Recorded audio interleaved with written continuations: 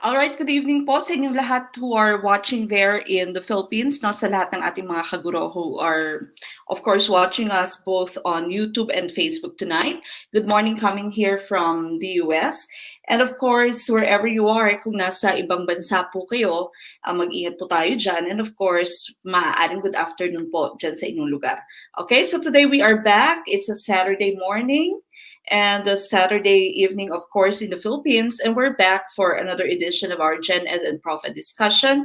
This is still 20 items GenEd and another 20 items for ProfEd, okay? But before we start, of course, before we start our discussion, we need to have our opening prayer first.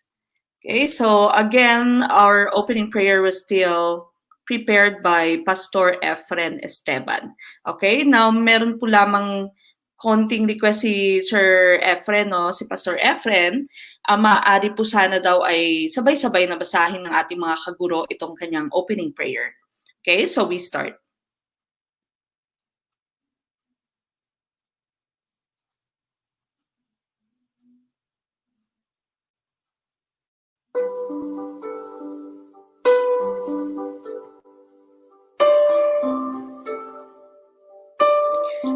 Our Lord, our eyes are upon you.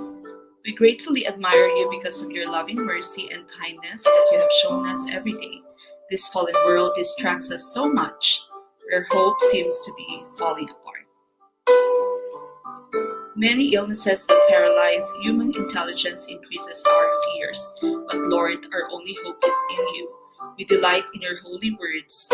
We want to be in your presence every day, not just only in the time where we cry for help or in the presence of trouble. Please be our strong tower, for without you, our views this day will be limited and pointless. But as you have assured us, Lord, that you have planned for us a plan to prosper, promote, and preserve us. Thank you for covering us and our loved ones with your providential care all the time. Once again, Lord, as we go on through our lessons today, please make us instruments of goodness to think and do honest things. Please enlighten our minds, give us the strength to participate in our review today. Thank you for this opportunity to learn and to check each other. May you listen to this humble prayer of ours, dear God. We humbly ask all these things in the name of Jesus, our Lord and Savior. Amen.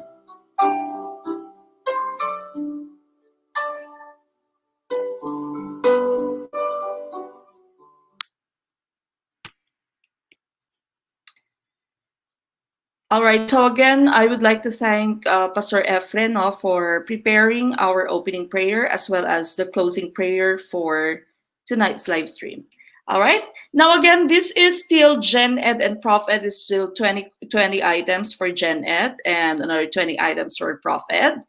And of course, the exclusive materials go straight to Grow. This is Gurong Pinoy Review Online Work Group.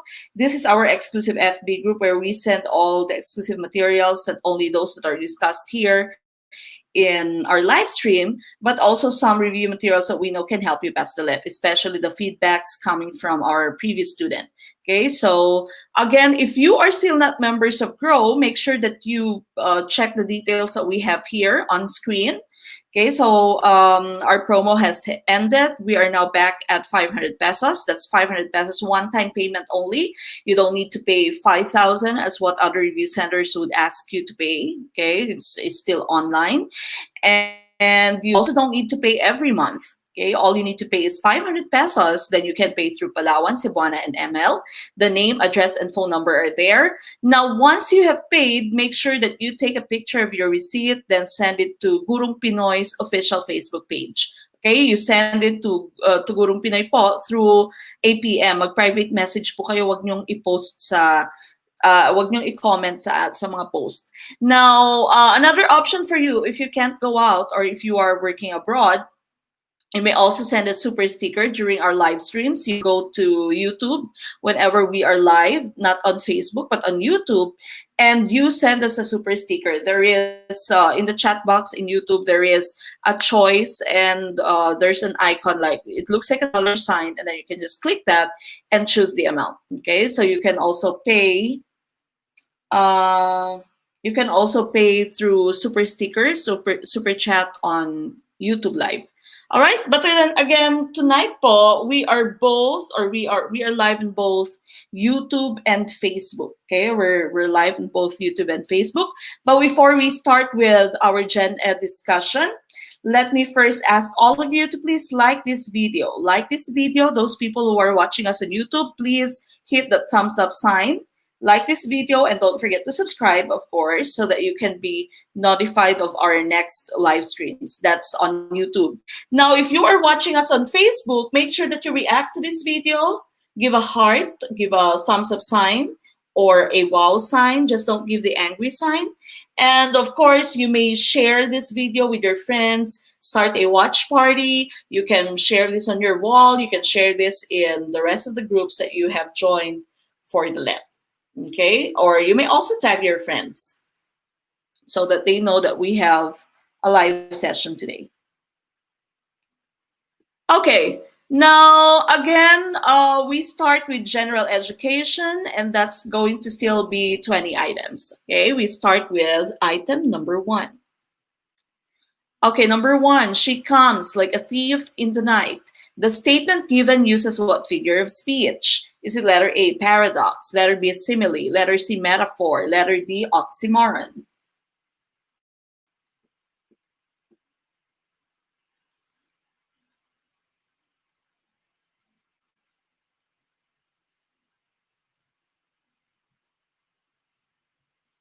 Shout out kay Ma'am Nika Serenio. First time daw niya mag-attend ng live. But I usually watch your previous videos. Welcome po sa ating live stream, Ma'am Nika Serenio.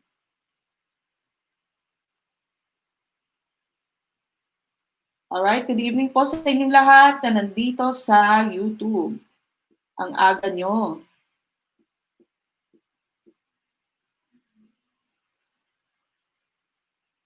Maagang-maaga sila nagsimula dito sa YouTube. Maraming salamat, Ma'am Joy Dairit, sa iyong maagang pakape. Thank you po, Ma'am Joy, for sharing your blessings to Gurong Pinoy. Sana maka-perfect. Aba? Go Team YouTube. Yes, Ma'am Priscilla Llamas. Good evening po. Good evening po sa inyo lahat. Okay, now number 1, very easy. This is a very common LEP question. Okay, very common LEP question ito. And this is just asking us for the figure of speech. Now, if you haven't watched it yet, we have a video on Gurong Pinoy that's on YouTube. We have a playlist, a separate playlist for general education. We also have a separate playlist for professional education. And we have a separate playlist, of course, for all the previous live streams that we have. This is already our 27th live stream. Okay, so make sure that you check our YouTube channel, okay, subscribe to it, like our videos, and if you haven't watched it yet, we have a video in general education playlist in the folder general education with the title figures of speech, and it also has the Tagalog translation, okay, the Filipino translation. So please make a reminder in your notebook to check that out. It's discussing all the types of figures of speech with examples, and of course there's a Filipino translation because sometimes your figures of speech may be asked in Filipino. Okay, so make sure that you check that. Again, please make a reminder in your notebook to check our figure of speech video in GenEd playlist. All right, now again, the choices are paradox, letter B, simile, letter C, metaphor, or letter D, oxymoron. Now, we all know that paradox and oxymoron are the same, no? These are very similar, and they're talking about things that are opposite in nature. Okay, so for example, you say deafening silence.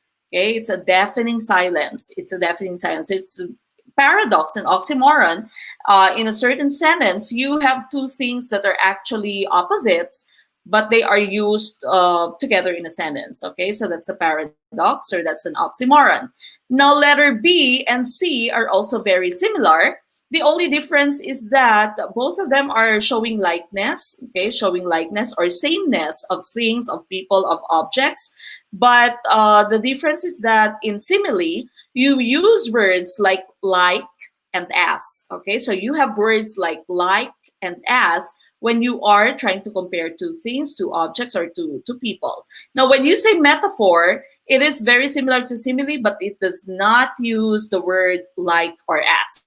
Okay, there's no use of the word like or as. All right, now going back to our question here, she comes like a thief in the night. So that means there is a word like, and we say that this is letter B, simile.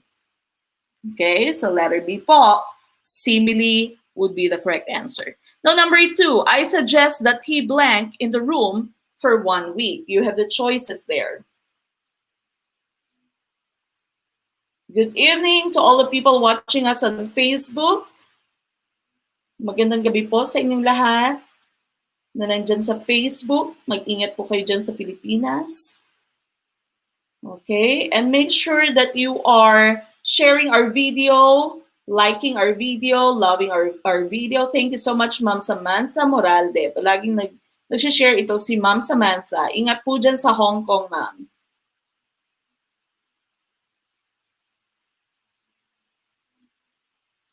Okay.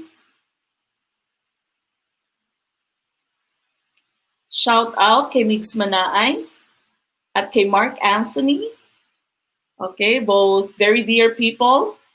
Sir Mark was our former student, now teaching in Thailand. Of course, Sir Migs is the president.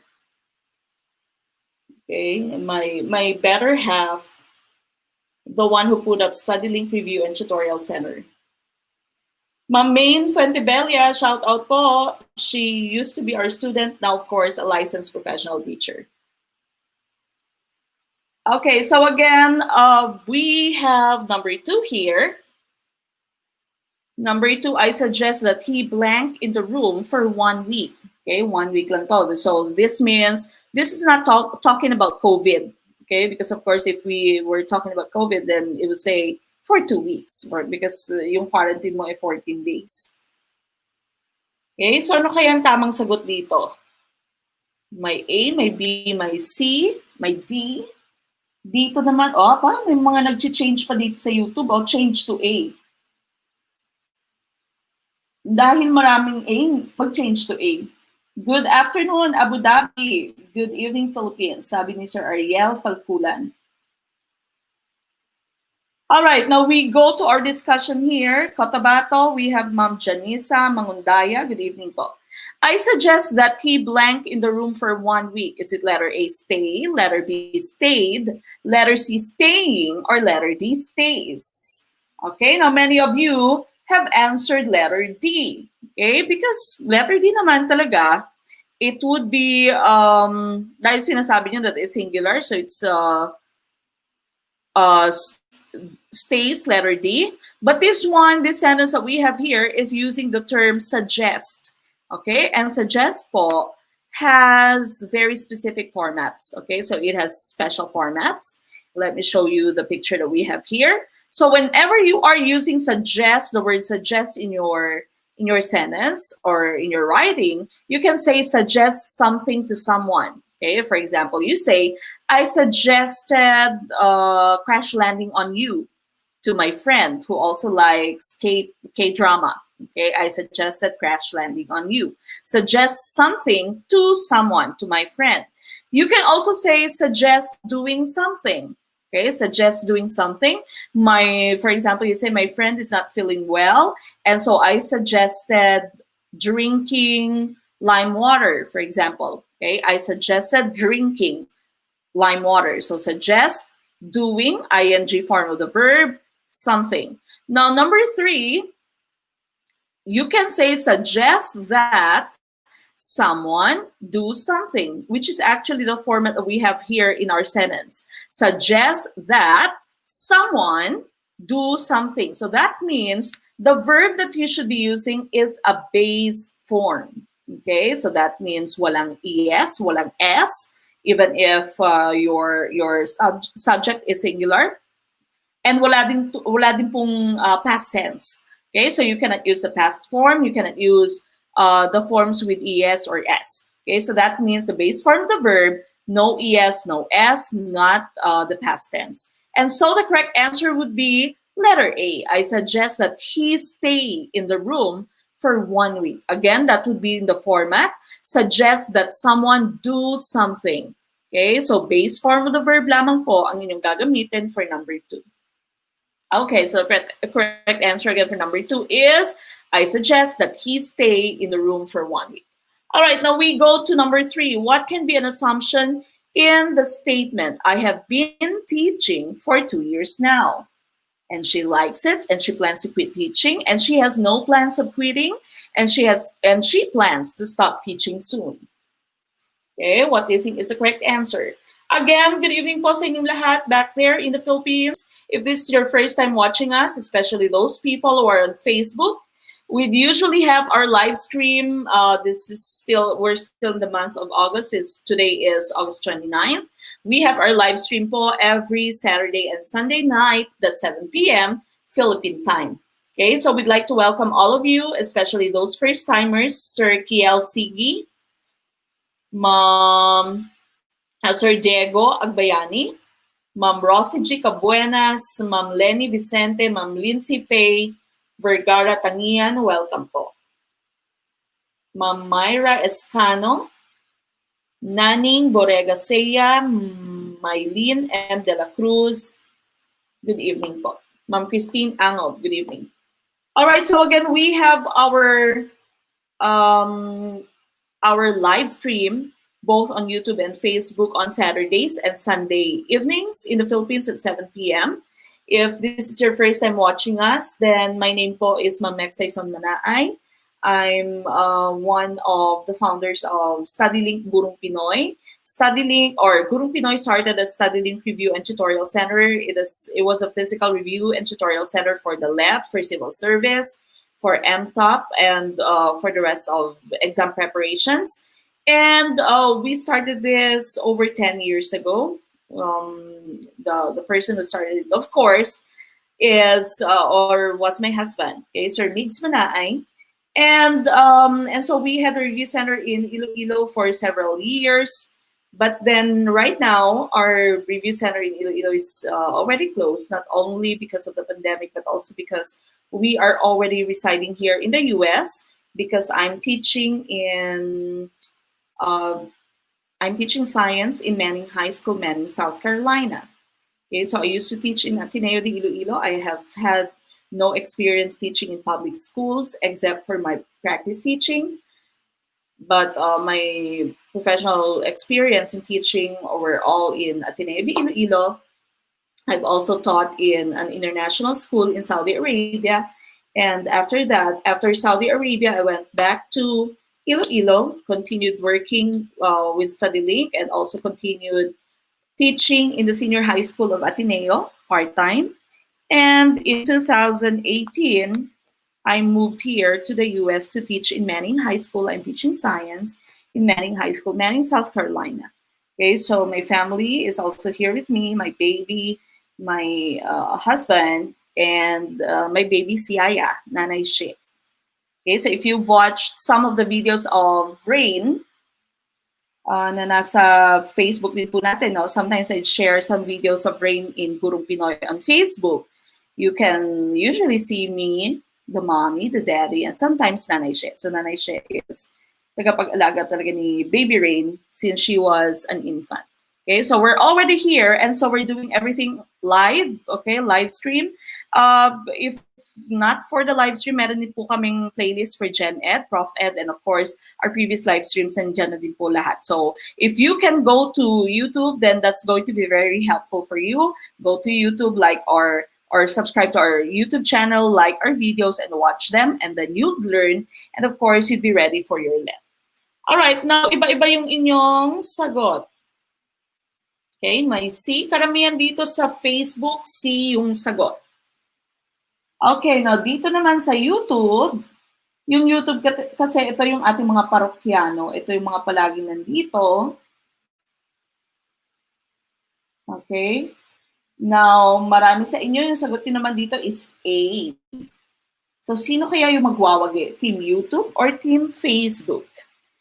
Okay, what can be an assumption in the statement? I have been teaching for 2 years now, and she likes it, and she plans to quit teaching, and she has no plans of quitting, and she plans to stop teaching soon. Now, for us to be able to get the correct answer, let's take a look at our statement here. I have been teaching for 2 years now. Now, if we are going to look at the tense of our sentence, the tense of the verb, you know that this is in, anong tense ba to? Have been, this should be in your present perfect tense. Okay? Present perfect tense mo kasi yung has or have plus past participle. Has or have plus PP or plus past participle. Now, as you know, we actually have 12 total tenses in the English language. Meron po tayong 12 tenses, no? So may 12 tayong tenses. And in this particular statement that we have, we are using the present perfect tense. I have been teaching for 2 years now. This is has or have plus participle. So this would be your present perfect, no? Present perfect continuous pa nga dahil may ing ka dito. Okay, now your present perfect, whenever you're using your present perfect, it's actually very similar to the use of the past tense. Okay, so you can say, I taught for 2 years. Okay, I taught for 2 years in Abu Dhabi, for example. Okay, so I have been teaching for 2 years now. It's also talking about the past experience, past years, that sabi niya for 2 years now, meaning tapos na yung 2 years na yun, no? But the only difference, the major difference between your present perfect or present perfect progressive or continuous in this case, and the past tense, yung simple past tense nyo, yung simple past tense po would always have the finished time. So you can say, I taught for 2 years. I taught for 2 years. Or I taught in 2016 or from 2016 until 2018. Okay, so that's your simple past, and it always has the finish time. Tapos na. So whenever you are talking something you're talking about something using your simple past, you'd always have the finish time, and that means wala na siyang kinalaman sa iyong kasalukuyan at wala din siyang kinalaman in the future. Okay, so tapos na siya, iniwan mo na siya sa past mo. Gaya ng ex-boyfriend mo, iwanan mo na siya sa past mo. Okay, wag mo na siyang isali sa present mo at sa future mo. Okay, so that's your simple past.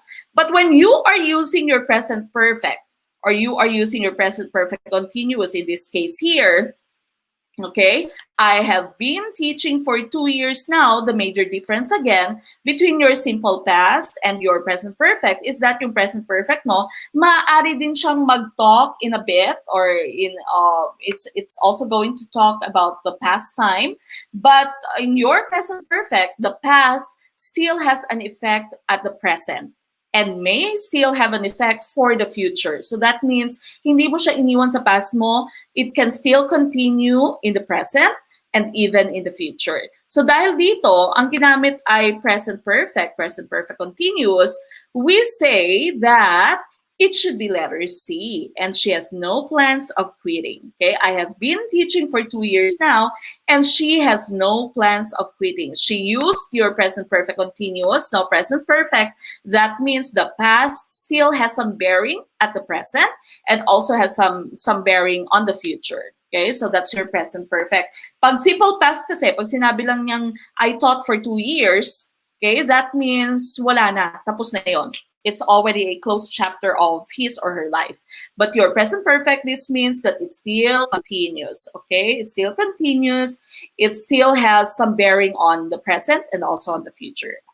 Okay, so the correct answer po would be letter C. She has no plans of quitting. She has no plans of quitting. Okay, we also cannot conclude that she likes it. Okay, wala naman siyang sinabi na, and I enjoy it. Okay, so assuming lang kayong mga nasa YouTube, nag-assume kayo na gustong-gusto niya mag-teach. Okay, so again, number 3, that would be letter C. Now, we go to number 4. Who said I shall return? Very easy. Elementary to. Ma'am Isabel Suicano on Facebook. Maraming salamat po for sharing our video. Ma'am Mergeline Gonzalez, good evening. Sir Hener Laguardia, our good friend from Saudi Arabia. Good evening, Sir Hener. Nakiki-answer din ba si Sir Hener? Watching from Makkah, Saudi Arabia, Mami Sherwina. I used to teach in Riyadh po. Malapit sa Faisaliya Tower. Ma'am Sandy Roque, welcome back po. Ligwak na naman, sabi ni Ma'am Lizelle Bolivar Libon. Okay lang. Unlimited naman yung lives nyo dito sa live stream eh. Okay lang kahit ilang beses maligwak. Ang importante ay babangon. Good evening! It is my first time to watch Gurong Pinoy sa YouTube from Pangutaran, Sulu, Philippines. That's Ma'am Hasrina Usman. Good evening and welcome po. Okay, now Team YouTube. Many of you have answered letter B.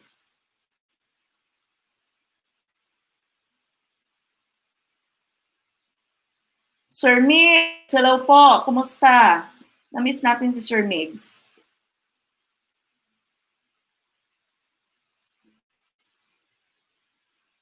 Social science majors hate English, sabi ni Sir Viudolbay. Sa ex mong pa-fall talaga ng sabi ng, so galing sa ex mo yung sabi na I shall return? Buti nakahabol, Ma'am Rarhana, habol po. Okay, so again, number 4, this is very easy. You've known this since maybe your elementary years. And we know, of course, that the correct answer would be letter B. That's Sir Douglas MacArthur. Okay, General Douglas MacArthur said, I shall return. Of course, he is one of the men of the U.S., no? The U.S. Army.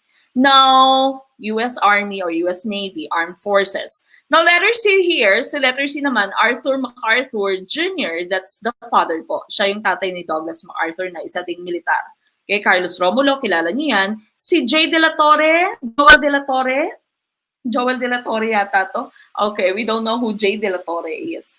All right, now we continue with number 5. The policeman blank recited Miranda rights before he arrested the criminal. Is, have, was, had.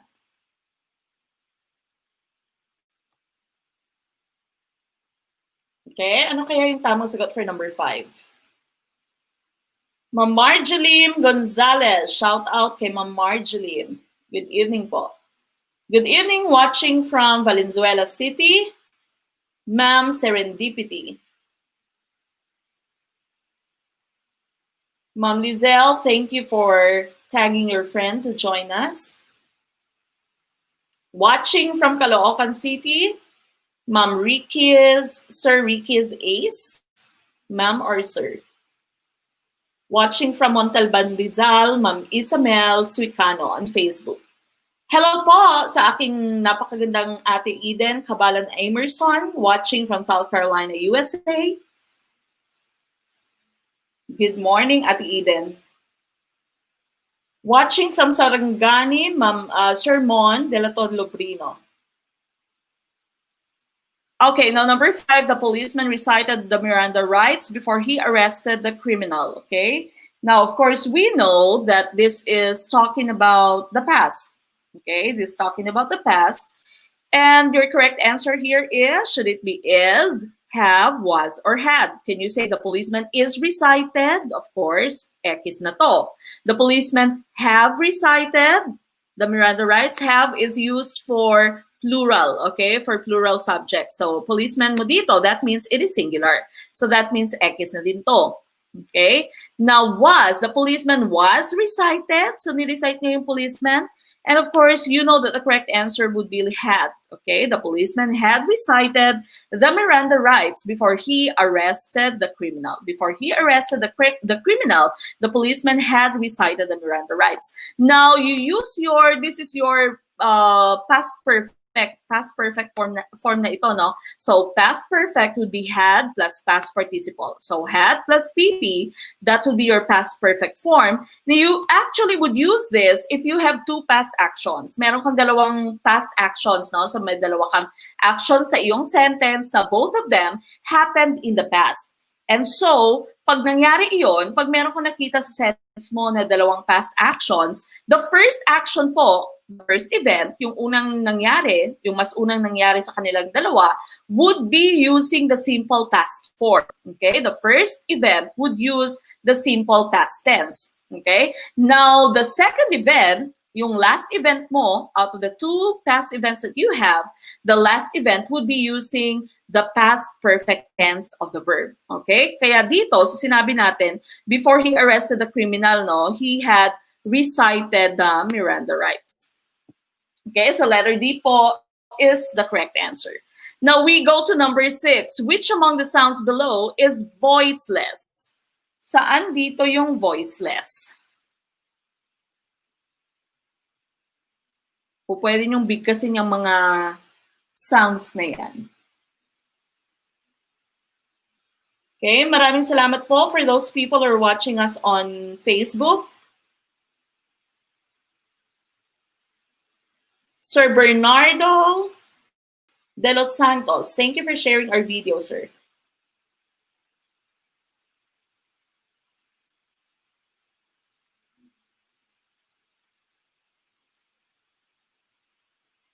Okay. Watching from Davao Occidental, Ma'am Bernally Manambay. Good evening po. Watching from North Cotabato, Ma'am Lovelyn Esmino Talde. Watching from Tarlac, Ma'am Jane Moradas. Sir Ruel Igano, welcome po from Capoocan, Leyte.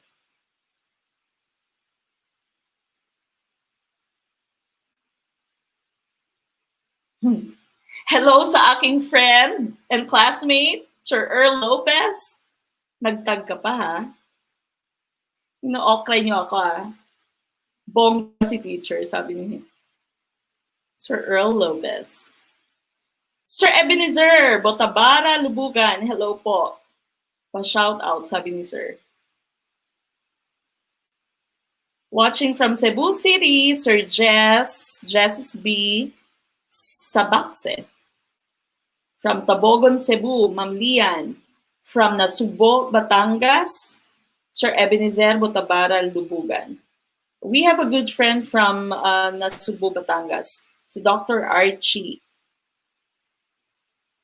Rodriguez, who is the Dean of Arellano University. Shout out Sir Ace Philip. Hello po. Okay, so again, what is, or which among these sounds here is voiceless, no? Is it B, Z, B, Z, G, or T? Okay, now I think it's pretty obvious. Correct answer, of course, would be letter D. That's okay. So you're not actually using the bottom part of your throat, no? Sa throat mo, wala siyang sound produced sa throat. That's why we call this to be a voiceless sound. Okay, so correct answer, of course, would be letter D. All right, now we go to number 7. Only the heart can see rightly. The statement is lifted from what particular novel? Is it letter A, The Prince, letter B, The Heart, letter C, The Little Prince, or letter D, the right one? Okay, so karamihan din sa ating team YouTube got the correct answer for question number 6. Good job. Watching from Pasay City, Sir Viodolo Baig. Good evening po. From Cavite, Ma'am April Red. From Bohol, Ma'am Simply Me. From Quezon, Bukidnon, Ma'am Jubilin Dayday. Good evening po. Watching from Angono, Rizal, ex-OFW, and nag-work din siya sa Saudi Arabia. Sir Christopher Mamuyak. Yes, Sir Chris. Good evening po. Kapitana Norhana Esmael, thank you for your ayuda. Maraming salamat po sa iyong ayuda. Ma'am or Sir Tagabukid, he or she has a question. Ma'am, ask lang po if ever makabayad na ako for membership sa Grow. Until March na po ba ito or hanggang September lamang po? Kung gusto niyo pong hanggang September po, pwede din po, sir. Hindi, joke lang po. Hanggang March na po. It's a one-time payment until you take the LET.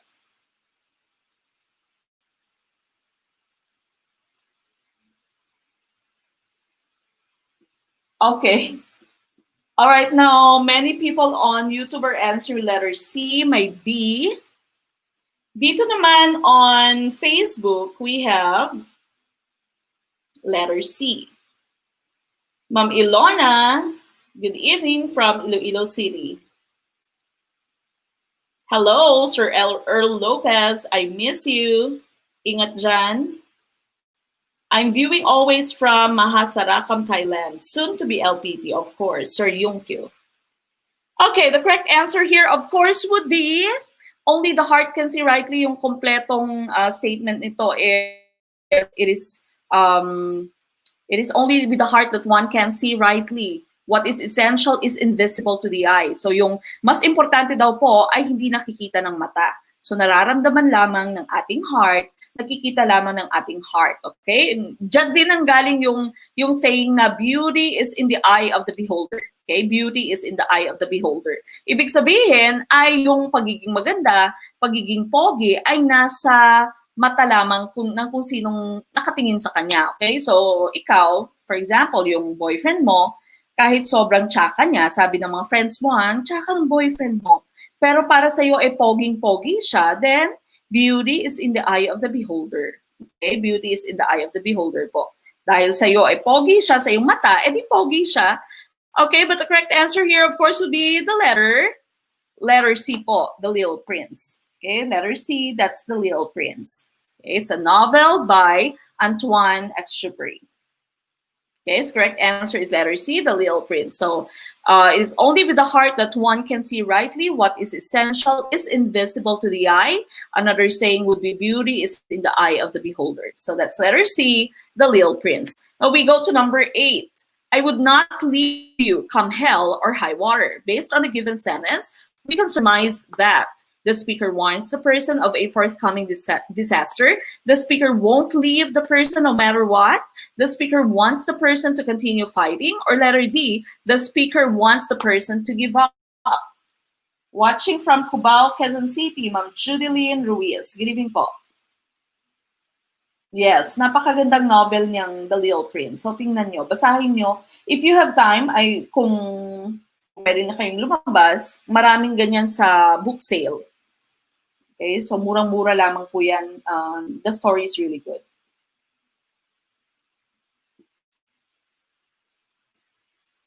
Okay. So Sir Viodolo, yan pa talaga yung nag-wonder daw si Sir kung sino yung mga models natin sa ating cover. Sa ating thumbnail,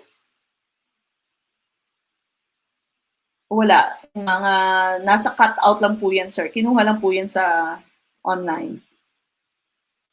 Okay, now many of you here are answering letter B dito sa YouTube. Here on Facebook,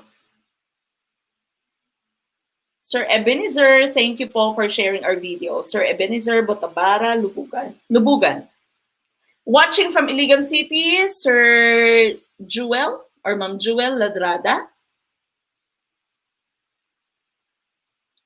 Watching from Kuwait, Sir Tyrone Richard Trompeta.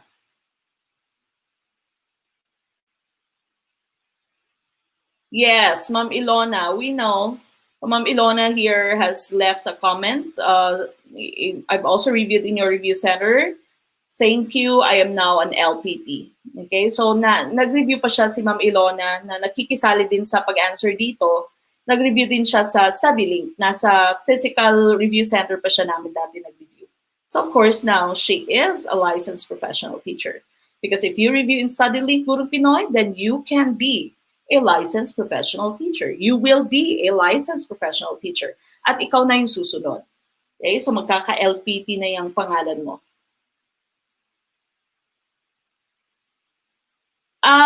Sir Igano Kaloy, wala po tayong exam sa September, sir. March pa po.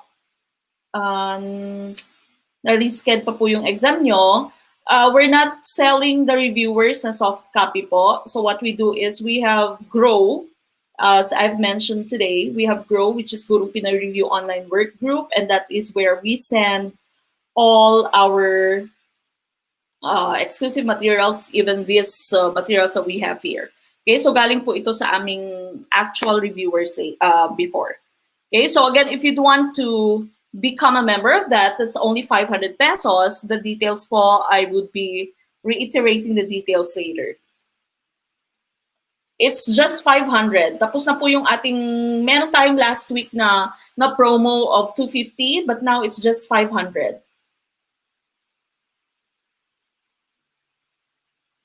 Okay, now many of you are answering the letter B. Dito naman sa YouTube natin, B, okay, may B. B din, karamihan. I would not leave you come hell or high water. Okay, so we're actually looking at the idiom come hell or high water here. And the correct answer would be, the speaker won't leave the person no matter what. Okay, come hell or high water, that means by hook or by crook, kahit anong mangyari. Okay, kahit anong mangyari, I will not leave you come hell or high water. Okay, sarap siguro makarinig nito, no? I would not leave you come hell or high water. Okay, so letter B is the correct answer. Now, number 9. Though as for the passing there had warned them really about the same. The lines came from the poem entitled Fire and Ice, Stopping by the Woods, If, or letter D, The Road Not Taken.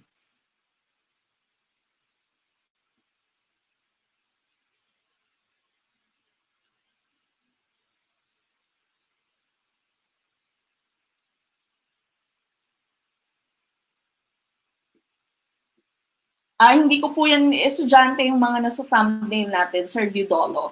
Bawal pong mag-post ng pictures ng students unless may consent nila. So if you've seen my videos na teaching virtually, I'd always cover the faces of my students.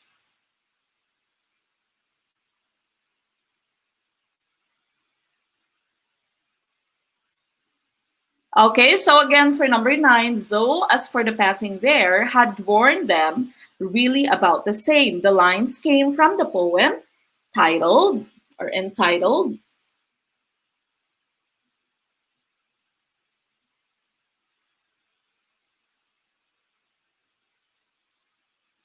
Sermon de la Tor Lubrino. Maraming salamat po for tagging your friend. Wala pong let this September. Na-move pa po in 2021 pero wala pa rin pong schedule.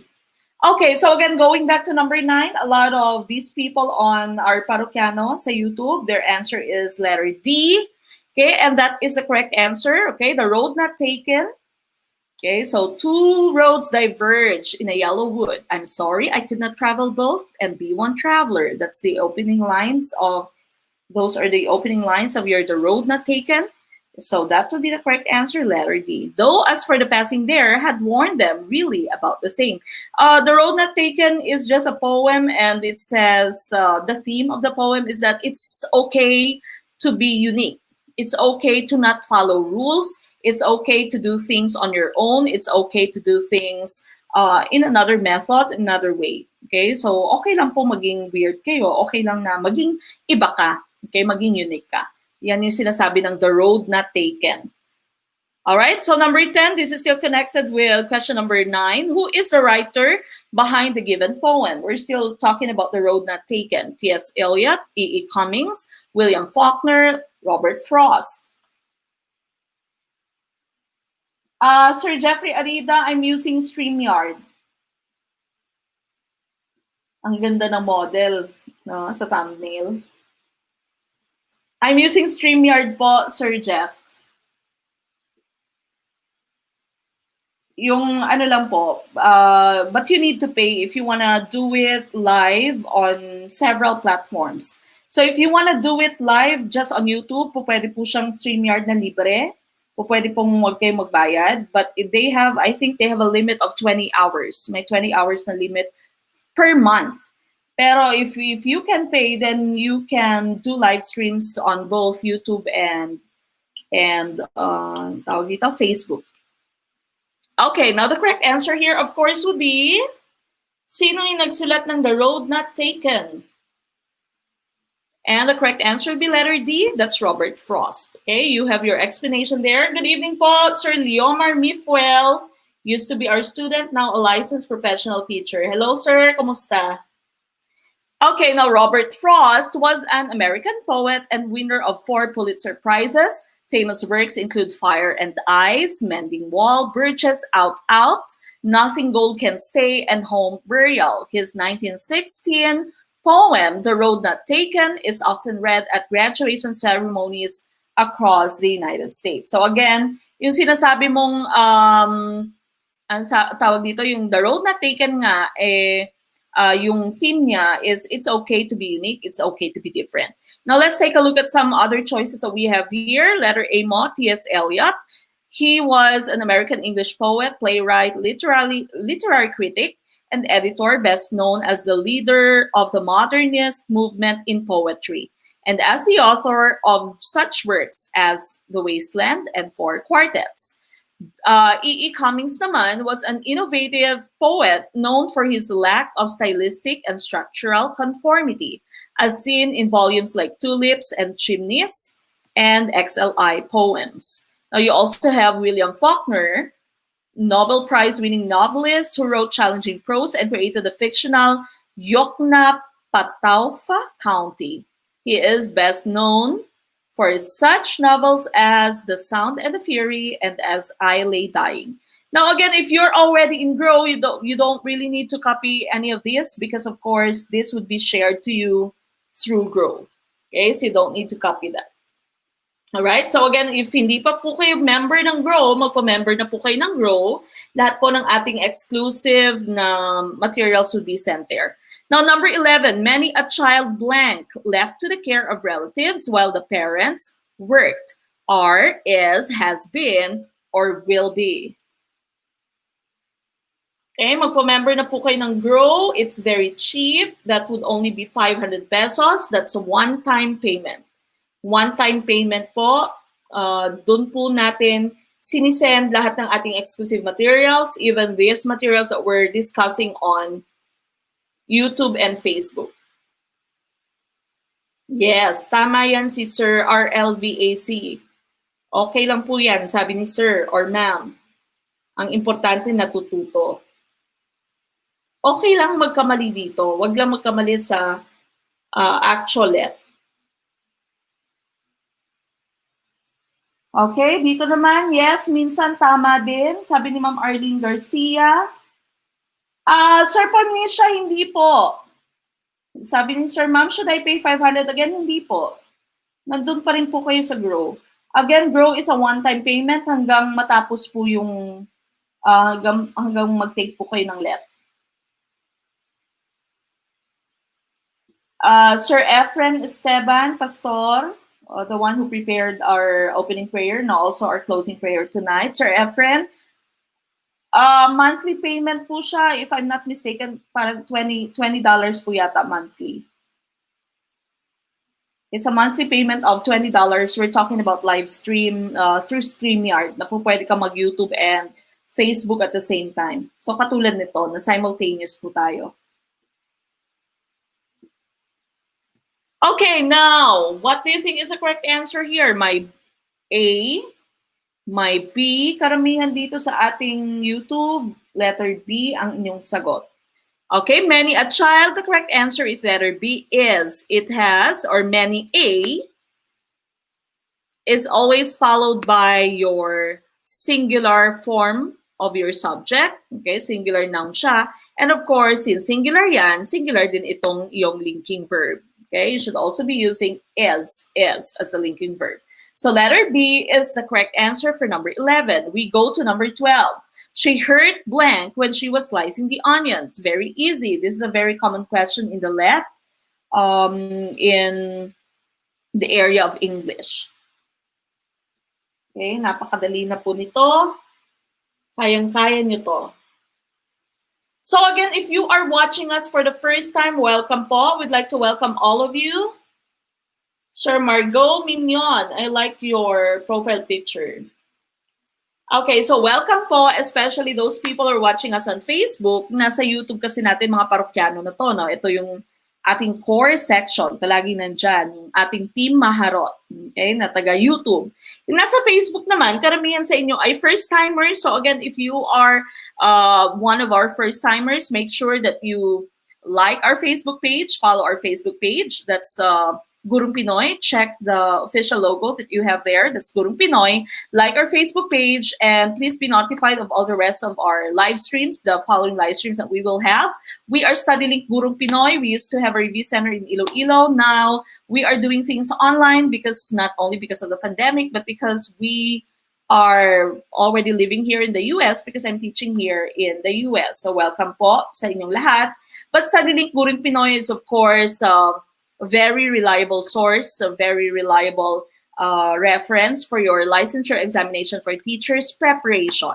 Okay, so because we have been doing this for several years already, and as you have heard, I'm sometimes mentioning those people. If I can see those people who used to be our students, now licensed professional teachers, if I can see them watching, then I mention them. Okay, for you to know that we are legit, we are real, and we've been making students pass the LET for over 10 years.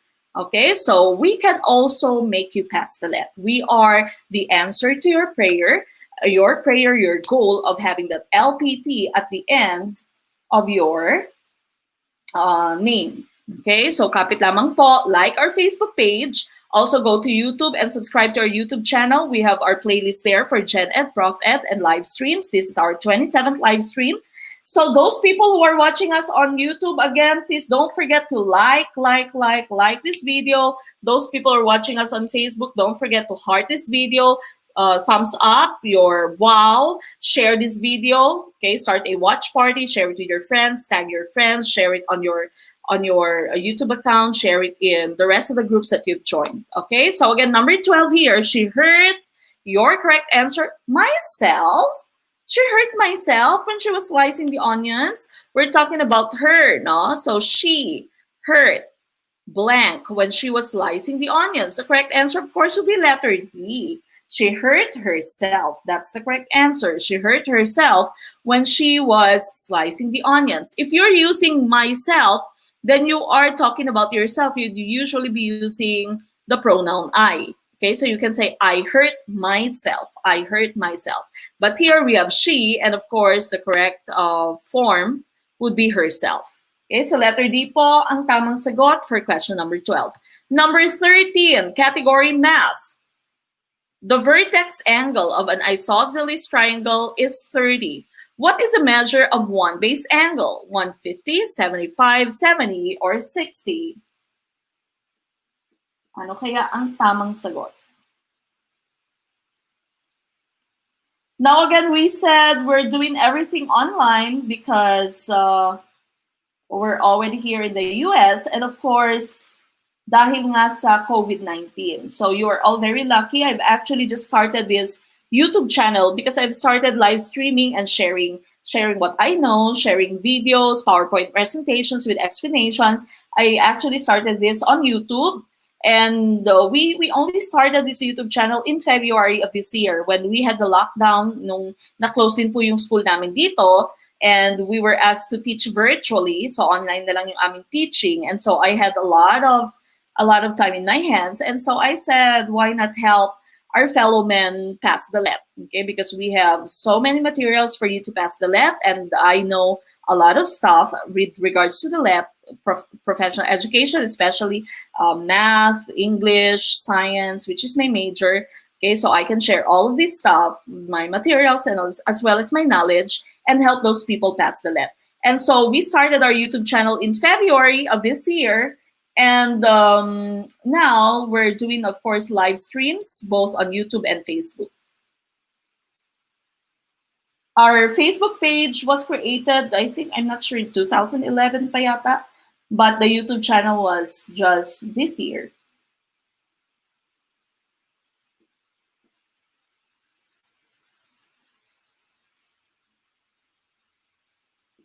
Ma'am Chiki, Miss Lang, may question si Ma'am Chiki. Ma'am Mek, lahat po ba ng live stream nyo dito sa YouTube ay nasa Grow din po? Yes po. Lahat ng materials po na dinidiscuss sa live stream nasa Grow po. Pero syempre, it would be very, very beneficial if you are going to attend the live streams because this is where I do the discussion. Okay, but the items, of course, the answers are also found in Grow. Okay, now, sa YouTube, may B, may D. Okay. Dito naman sa Facebook, iba-iba din.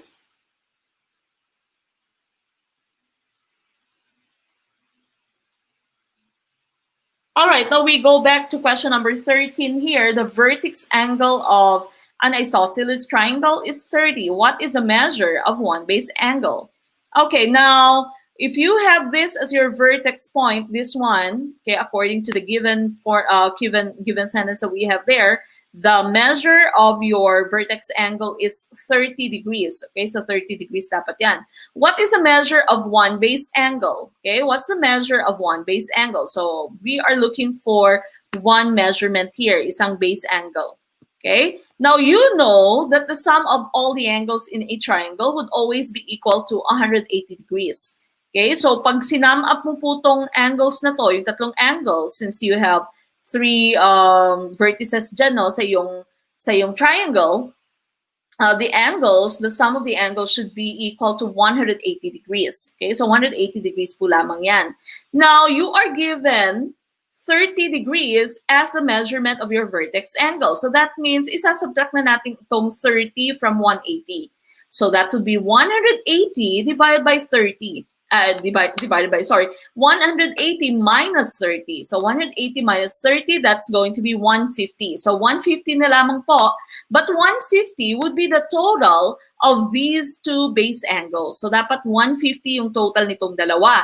Okay, because that would be 30, and so the total would be 180 dahil nga lahat ng angles, if you sum them up, the angles of your triangle would always be equal to 180 degrees. Okay, so that's 30. So again, 180 minus 30, that gives us 150, and that is the sum of the two base angles. But we are asked for just one base angle.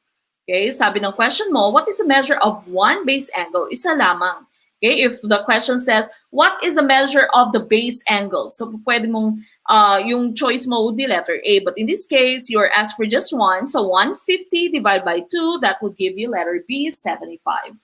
Okay, letter B, 75 is the correct answer. Tama po, Ma Mary Ann Medina, one base lamang po. Okay, so sinasabi ko sa inyo lagi, maging mapanurin, mapagmatsyag, maging matanglawin in reading your questions in the left. Okay, dahil akala mo tama ka na, yun pala mali pa. Okay, dahil meron ka lamang isang word na nakaligtaan. So be very careful. All right, number 14, still in math. What number, if subtracted from each 71 and 44, will result in two perfect squares? Letter A, 42, letter B, 3, letter C, 22, letter D, 35.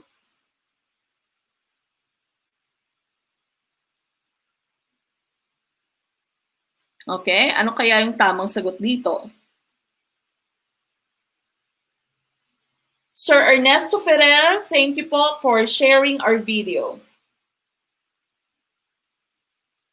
Again, I'd like to welcome all those people who are watching us on Facebook.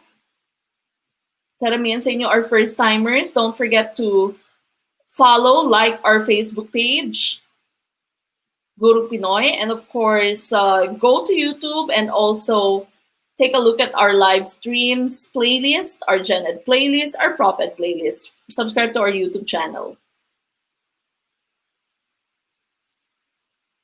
Okay, now,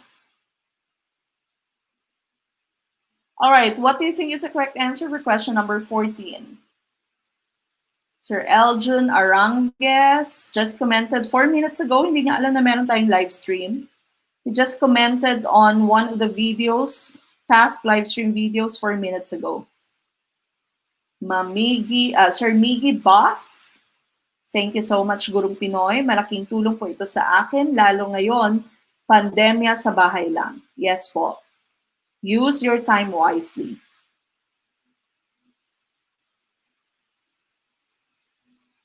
Sir Christopher Christopher Rio also commented on one of the previous live streams that we had. May additional na babasahin sa Grow? That's his question. Ask me lang po if may additional na babasahin sa Grow. There are additional materials in Grow po. Meron po tayong iba-ibang materials, especially if I find some materials that can help you pass the LET. I post it there.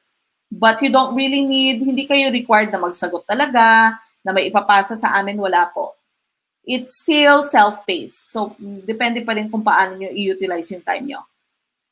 Ma'am Fatima Cortez commented, thanks po ma'am, very much appreciated. Malaking tulong po ito for the LET. These are some of the comments I see on YouTube. Sa previous natin ng mga live streams, nagko-comment sila. What number is subtracted from each 71 and 44 will result in 2 perfect squares?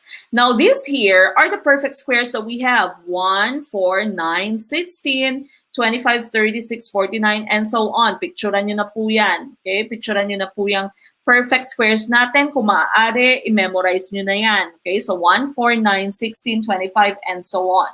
Okay, now again, the question is what number, if subtracted from each 71 and 44, will result in 2 perfect squares? So, ang gagawin natin, of course, trial and error. We are going to subtract 71 minus 42, perfect square ba yung kanyang magiging sagot? The correct answer here would be letter D. Okay, letter D po ang tamang sagot, okay? Because if you are going to be using letter D, 35, to subtract from 71, okay, 71 minus 35 and 44 minus 35, both of your answers would be perfect squares. Okay, so both of your answers po would be perfect squares. Okay, so the answer 71 minus 35, of course, is 36, and 44 minus 35, that would be 9. Okay, so both of them are perfect squares, and that would be the correct answer. Okay, now we go to number 15. Tukuyin ang naganap sa pahayag na ito. Iwasan ng imburnal, may gumagawa. Letter A, pagsagot. Letter B, pagtatanong. Letter C, pagkukwento. Letter D, babala.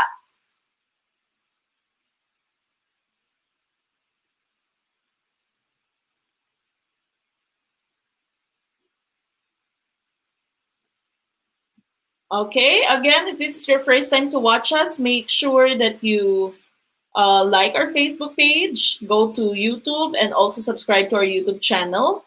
Okay? And please react to this video. Our first-timers, Sir Rai De Solatorio, Danzel Colombo, Nacario Villacorta, Lourdes Lipata, Aline Olimpo, Hazel Liwanag. Please do like this video, heart this video, react to this video. Okay, share this video with your friends, share it on your account, share it on your Facebook account, no, sa inyong mga groups. You can also start a watch party. You can also tag your friend. But of course, don't forget to also go to our YouTube channel and check all the videos that we have there. Our playlist for GenEd, ProfEd, and live streams. If you're watching us on YouTube, again, don't forget to like our video. Okay, iwasan ang imburnal, may gumagawa. Gumagawa ng ano? Okay, walang sinabi kung anong ginagawa. And so we would just assume gumagawa ng daan, no? Ng imburnal, ng drainage. Okay, correct answer here, of course, would be letter D. Babala is the correct answer. Letter D, babala. Okay, asawa ni... Alright, now we go to number 16. Ano ang damdaming namamayani sa pahayag na ito? Ikinalulungkot ko ang nangyari. Is it letter A, pagsagot? Letter B, pagtatanong? Letter C, pakikidalamhati? Letter D, paghingi ng paumanhin? Okay, Sir Pinoypreneur. Na-late si Sir. At saka tahimik yata si Sir Pinoy ngayon. May nangyari ba, Sir? Oh, asawa ni Babalu, sabi ni Sir GJ at ni Sir Loreto. Okay, now for question number 15, a lot of you are answering the letter C. Nasa YouTube, lahat letter C. Okay? Alright, now dito naman sa Facebook, yes, letter C din. Oh, Sir Jess, sabi niya Babalu din.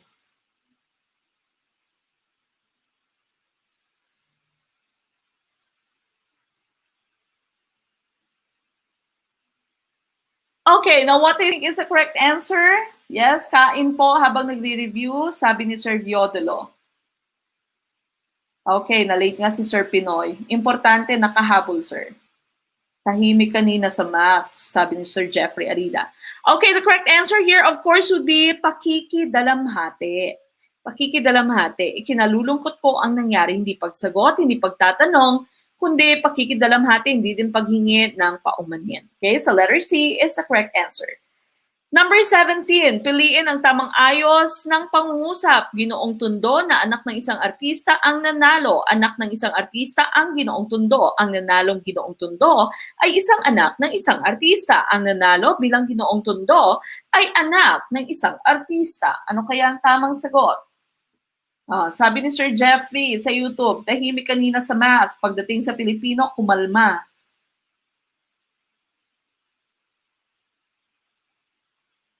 Okay, ano kaya ang tamang sagot for question number 17? Which one is the best sentence? Watching from Parañaque City, Ma'am Marlene Calamba.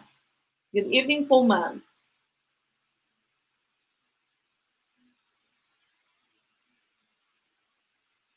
Ma'am Raiden Marie Cangas Avelino, thank you for sharing our video po. Ma'am Ilona, thank you for sharing our video. Former student po namin yan, now a licensed professional teacher. Sa Iloilo pa yan nag-review, sa physical pa namin na review center.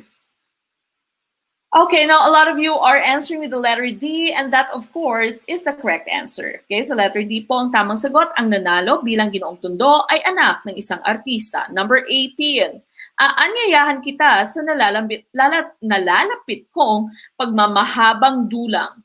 Ano ang kahulugan nito? Kaarawan, pagpunta sa ibang bansa, pagpapakasal, letter D, pagtatapos ng pag-aaral.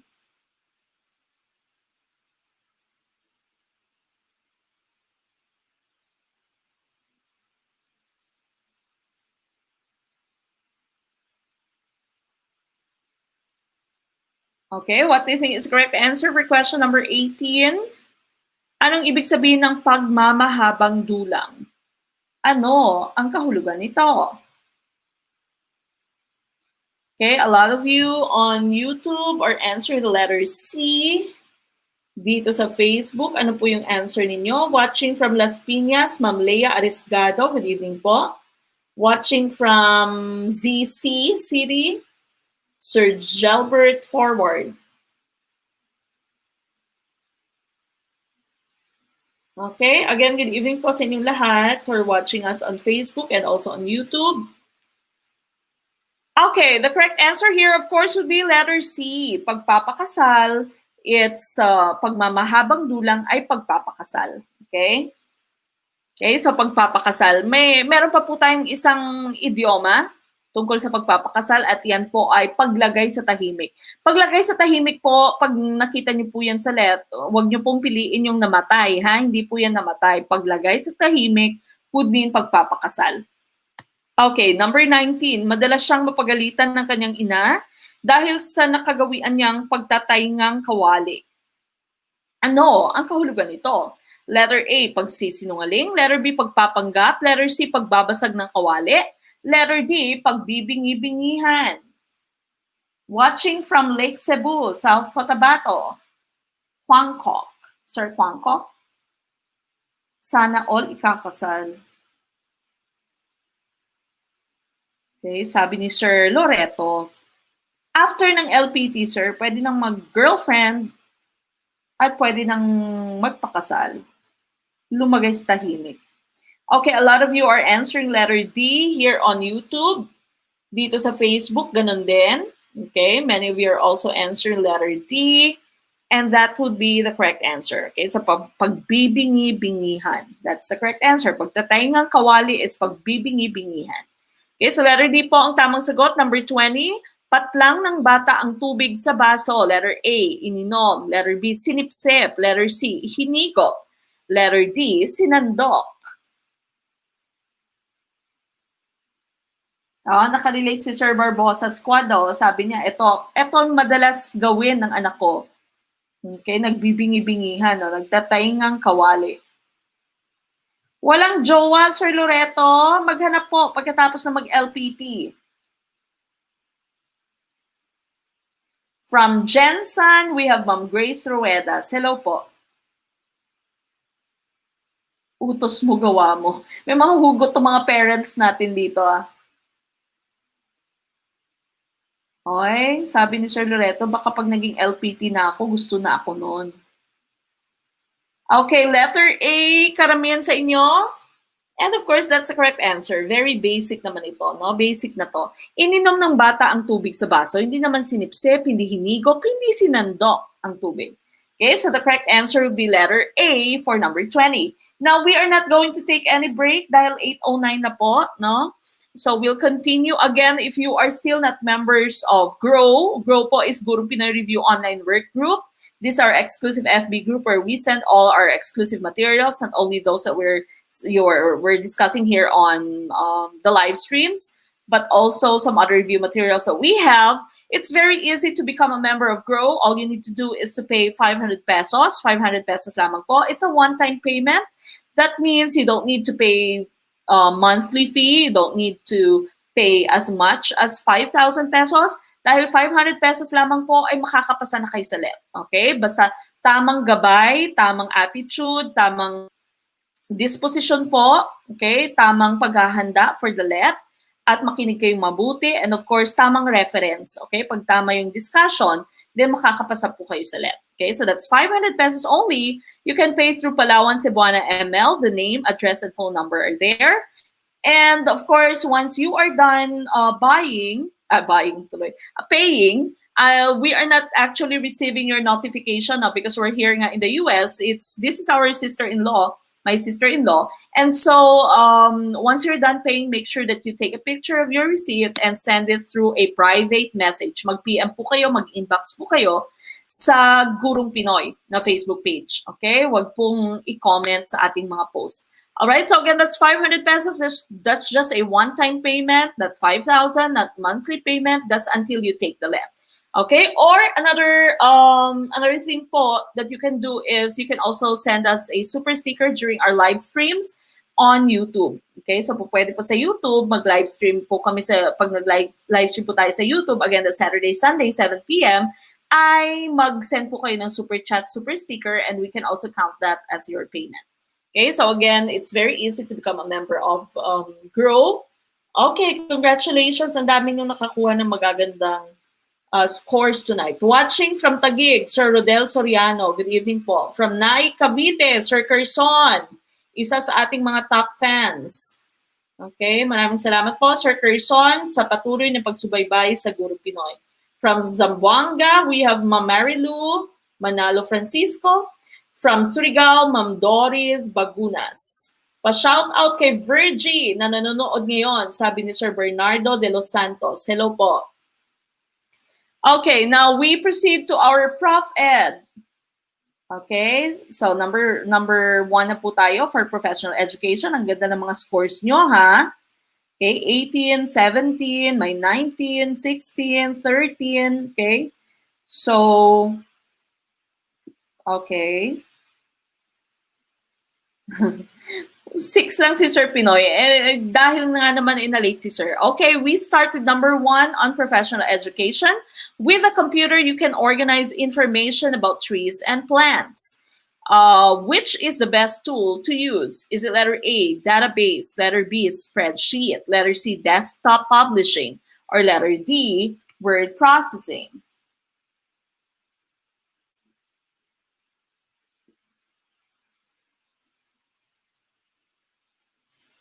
Okay, ano kaya ang tamang sagot for question number 1?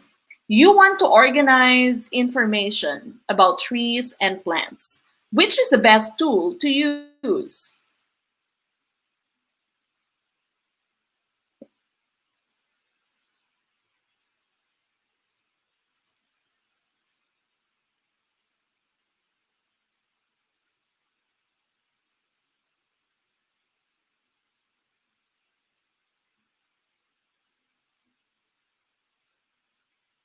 I'm sorry po, Sir Mon.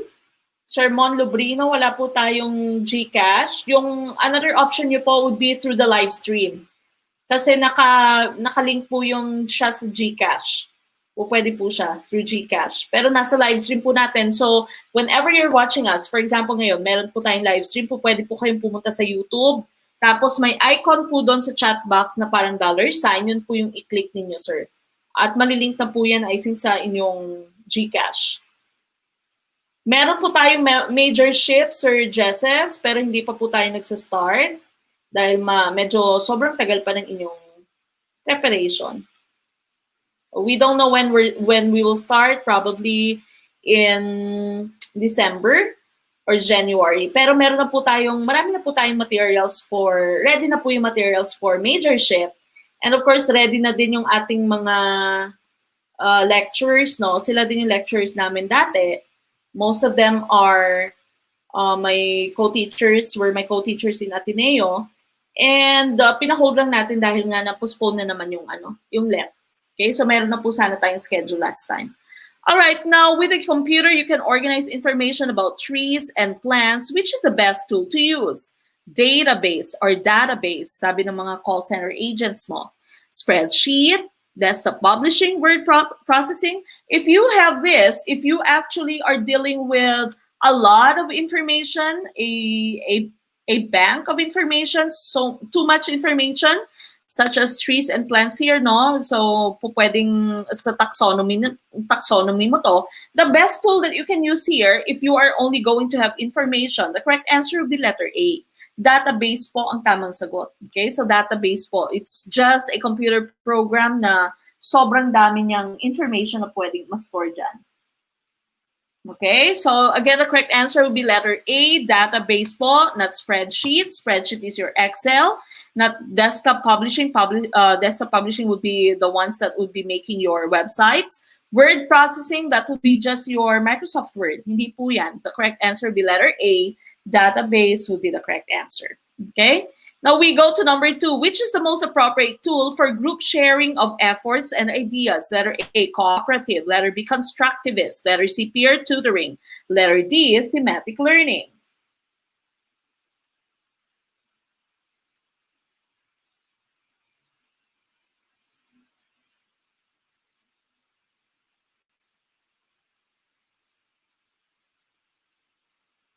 Okay, sabi ni Sir Pinoy dito, nang dumaan sa wall ko si Ma'am Mek, enrolled agad ako. Ang hindi ko alam, Ilongga pala sasagot. Tawag ko, nahirapan tuloy ako sa sobrang excitement. Aba? Ay, ligwak, buena mano. Sabi ni Ma'am Christine. Sana di na ako nagpalit. Sabi ko sa inyo, di ba? Usually, your first choice is the correct answer. So if you have no major reason to change your answer, don't change it. Okay, huwag niyo pong palitan. Galit. Okay, which is the most appropriate tool for group sharing of efforts and ideas? Group sharing of efforts, and of course, the correct answer will be letter A, cooperative. Okay, so cooperative po, mag-cooperate. Constructivist naman, alam nyo na to, the students should be able to make their own meaning. Peer tutoring, they're helping each other. Thematic learning, everything that you're doing has a certain theme. Okay, so that's the meaning of that. Now, if this is your first time to watch us and you haven't visited our YouTube channel yet, there is, we already have a video discussing all the isms of education. So, tingnan nyo po yan. All the isms of education na discuss na po doon in detail. So, tingnan nyo po yan. Lahat-lahat, yung GenEd playlist namin, ProfEd playlist namin, and most especially po would be your playlist namin for the live stream. So, as I've mentioned, this is already the 27th live stream that we have. Okay, so tingnan nyo po, balikan nyo po lahat ng yon.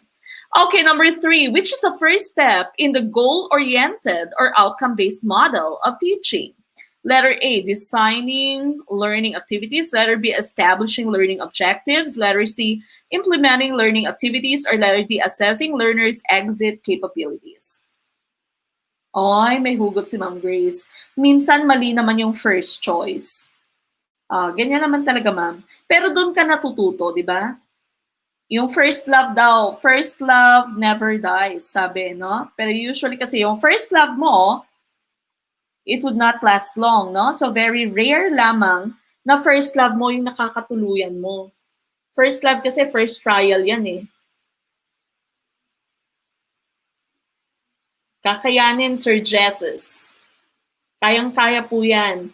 Basta may determinasyon at may paghihirap, maaabot niyo po yung tagumpay. Kaya niyo po yan.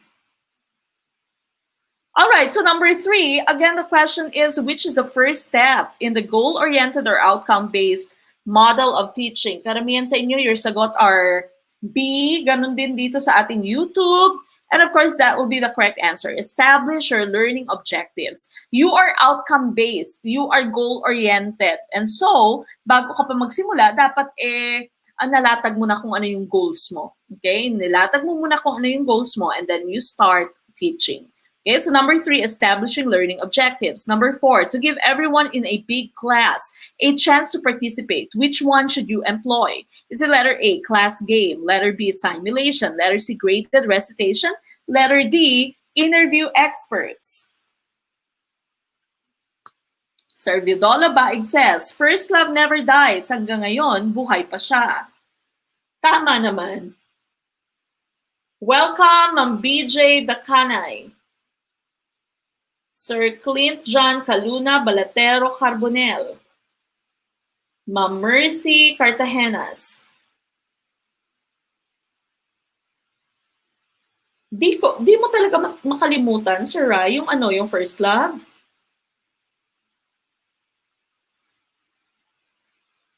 Okay. Now, again for number 4, to give everyone in a big class a chance to participate, what should you do? And of course, we know that the correct answer would be letter A. It should be a class game. And of course, you should encourage everyone to really join. Pag class game kasi, iba pa, especially if it's not a graded activity, mas gusto nilang mag-participate, no? Enjoy lang. Alright, so hindi siya simulation. Simulation is when you're doing something that is very similar to a real-life situation. So yung mga voting ng mga student governments, okay, simulation po yan. Pagtitinda sa sari-sari store, for example, in your activity, pinagtinda mo sila sa sari-sari store, that's also is simulation. Graded recitation, we know that what that is. Interview experts, alam din po natin yan. Okay, so number 5, 4 opportunities for bonding and sharing. Which approach can be of help? Letter A, discovery. Letter B, exploratory. Letter C, cooperative. Letter D, constructive. Sir Migs, thank you for your ayuda. Maraming salamat, Sir Migs. Nagbabalik, Sir Migs.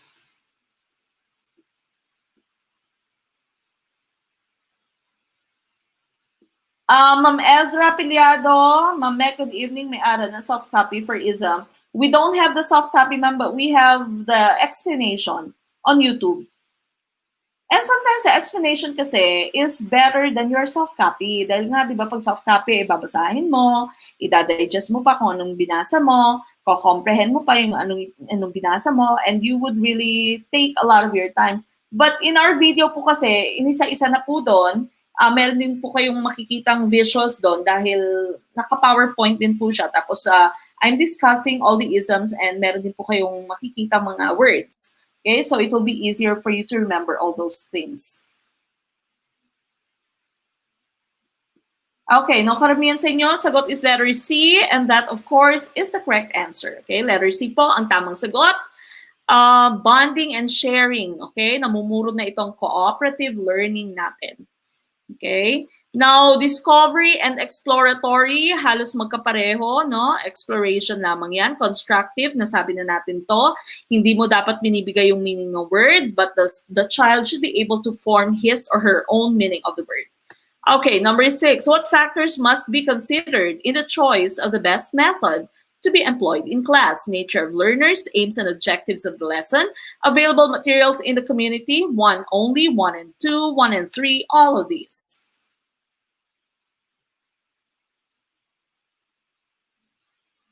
Sala na, isa pa lang, sabi ni Sir Mark. Ilonggo. Again, if you're watching us for the first time, make sure that you subscribe to our YouTube channel. Check all the playlists that we have in YouTube. We have so many videos for our live streams, 27 videos. Okay, and we also have our playlist for GenEd, playlist for ProfEd. So don't forget to subscribe to our YouTube channel, watch our videos there. And of course, tawag dito, share our video. If you're watching us on Facebook, please do like, share, heart this video. Okay, tag your friends, tama po yan. May question dito, Sir Clint, John Caluna, Balatero, Carbonell, kasama na ba sa 500 na majorship? The majorship payment po is separate because we have other lecturers for majorship po. Hindi po ako yung magle-lecture sa inyong majorship. Of course, you need people who are experts at your field. I will be teaching the bioscience students, of course, because my major is biological sciences. So I'll be taking care of the biosci, I always do. And of course, palaging 100% yung mga biosci students natin, 100% passing percentage. And of course, we also have our lecturers for MAPE, for English, Filipino, Social Studies, TLE, we're still negotiating dahil napakarami po ninyong areas. Physical Science, meron din po tayong major for Physical Science. Lahat ng majors meron. But TLE, we're still negotiating kung kakayanin. It's still 500. 500 pa rin po, going back to the question of Sir Clint. It's a separate payment, but it's still 500 lamang po. 500 po, Sir Clint. Yes, bio major si Ma'am Serendipity. So you'll be under me for the majorship. Okay, what factors must be considered in the choice of the best method to be employed in class? And the correct answer is all of these. So nature of learners mo, kung kindergarten pa lamang yung learners mo, then you should be able to teach them a content that is within their knowledge, no, within their developmental capacity. Aims and objectives, yes. And of course, available materials, kailangan din po yan in the choice of the best method. Kung gusto mong gumamit ng dinosaur, for example, wala namang dinosaur. And of course, hindi po pwedeng gawin mo yan. Hindi po pwedeng ilagay mo siya as one of the materials that you'd be using in your lesson. Okay, so all of these are considered. Number 7, these are learning resources used in the teaching learning process, visual aids, learning guides, instructional materials, graphic organizers. Mas makapusabtan ang ProfEd kaysa GenEd. Tama. Kahit ako, mas nahihirapan ako sa GenEd po kaysa sa ProfEd. Ang ProfEd kasi, intindihin mo lang yung question, yung answer mo nasa question mo na.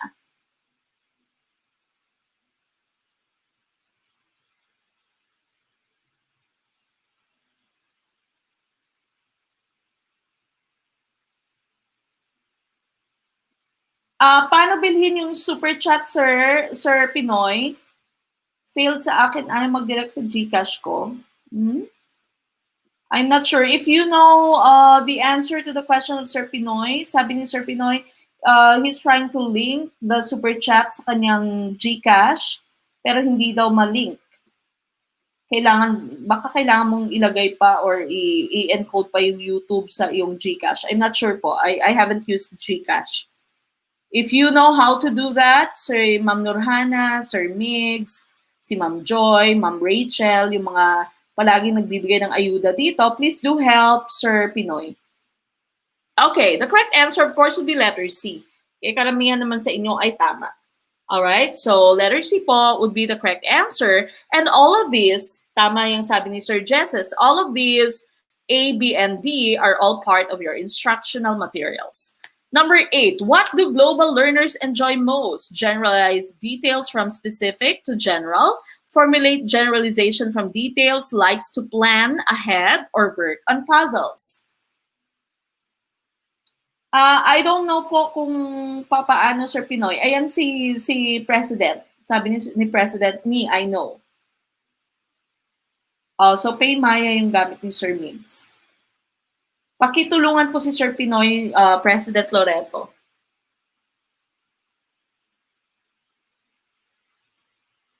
All right, again, our first-timers on Facebook, we welcome all of you po.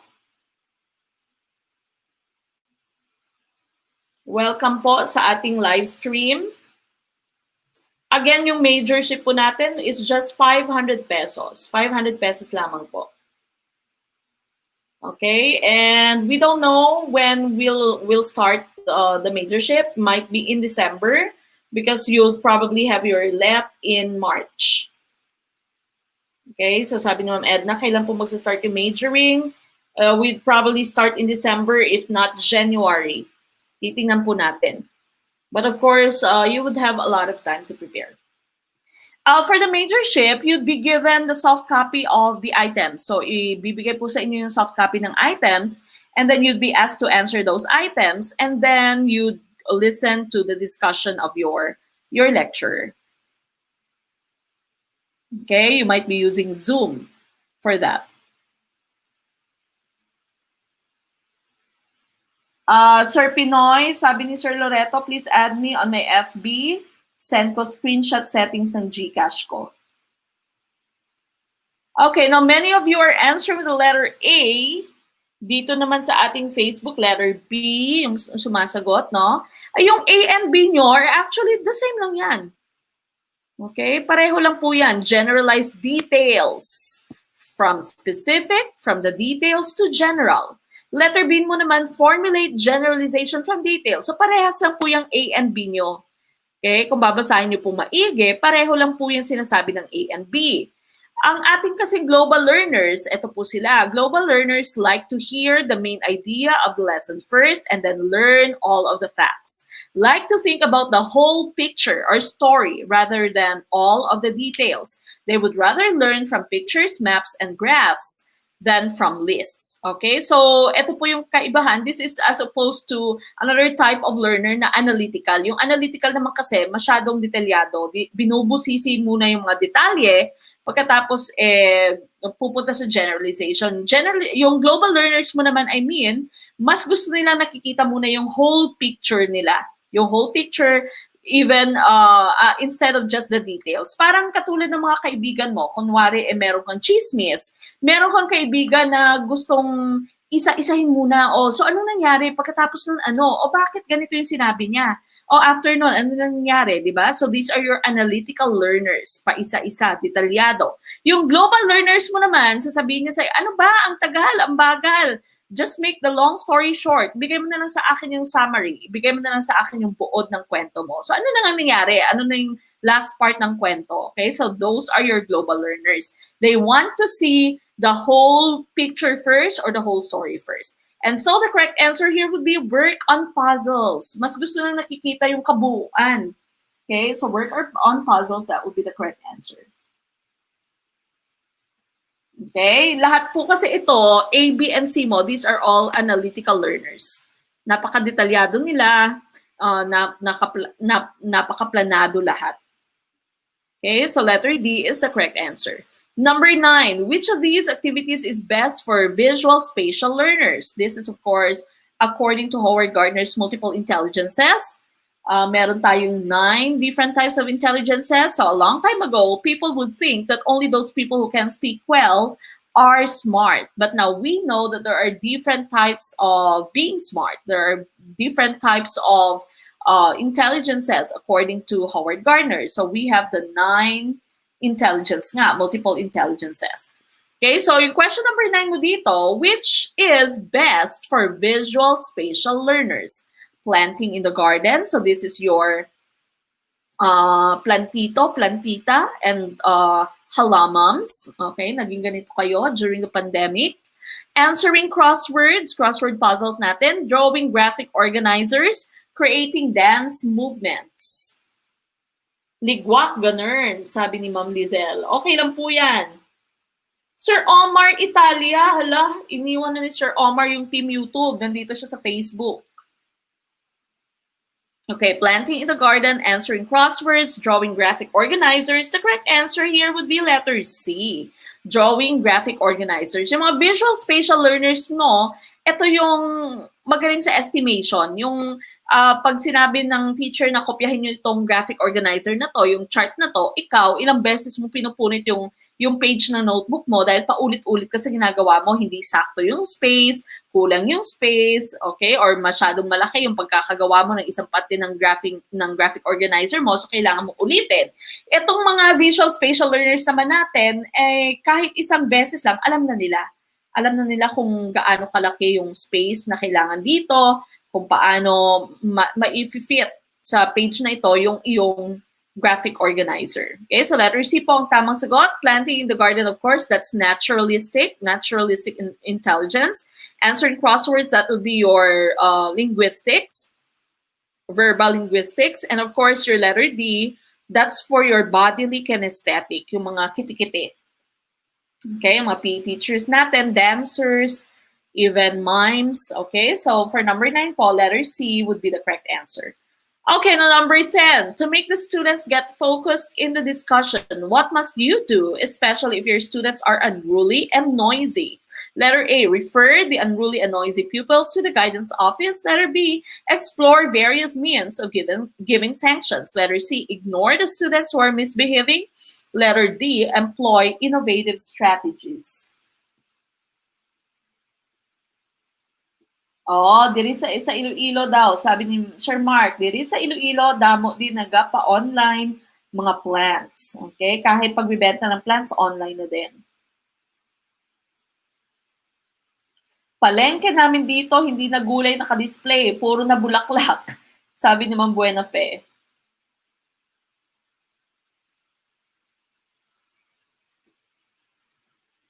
Okay, so letter D. Letter D, ang karamihang sagot dito sa ating YouTube. Ingat po. Thank you, sabi ni Sir or Ma'am RLVAC. Bye muna kasi, sabi ni Ma'am Samantha. Bye muna sa lahat. Tapos ng holiday, back to normal na naman. Pagdating ng bahay, review ko na lang ulit mamaya. Sir Tonglay Pranisa, hello po. He's watching us now. He's also one of our previous students, now a licensed professional teacher. Hi, sir! Halong da, at least natapos ng quarantine ninyo. Okay, ang inyo lockdown. Okay, pwede nakaguwa-guwa sa balay, sir. Watching from Kadingilan, Bukidnon, Sir Marlon Galera. Hello po. Okay, so to make the students get focused in the discussion, what must you do, especially if your students are unruly and noisy? The correct answer, of course, would be letter D, employ innovative strategies. Okay, so palitan nyo po yung strategy, maging creative kayo, iba-ibahin nyo yung strategies nyo, para naman mawili itong mga unruly and noisy students mo. Hindi naman letter C, hindi po pwedeng ignore the students who are misbehaving kasi meron na tayong tinatawag na ripple effect sa ating professional education. Kapag merong isang estudyante na nag-misbehave at hindi mo siya in-address kaagad, ay maaaring bad influence niya yung mga katabi niya. Okay, so correct answer here would be letter D, employ innovative strategies. Okay, now we go to number 11, when the class seems unruly during the discussion, what is the best technique to employ? Okay, this is very similar to question number 10. Stop the discussion, let them stand for a while. Letter C, prepare energizers. Letter D, ignore the students who are making noise. Ayan na naman si ignore. Halong, sir. And please share our video to your friends. Okay, so a new batch of graduates in your school.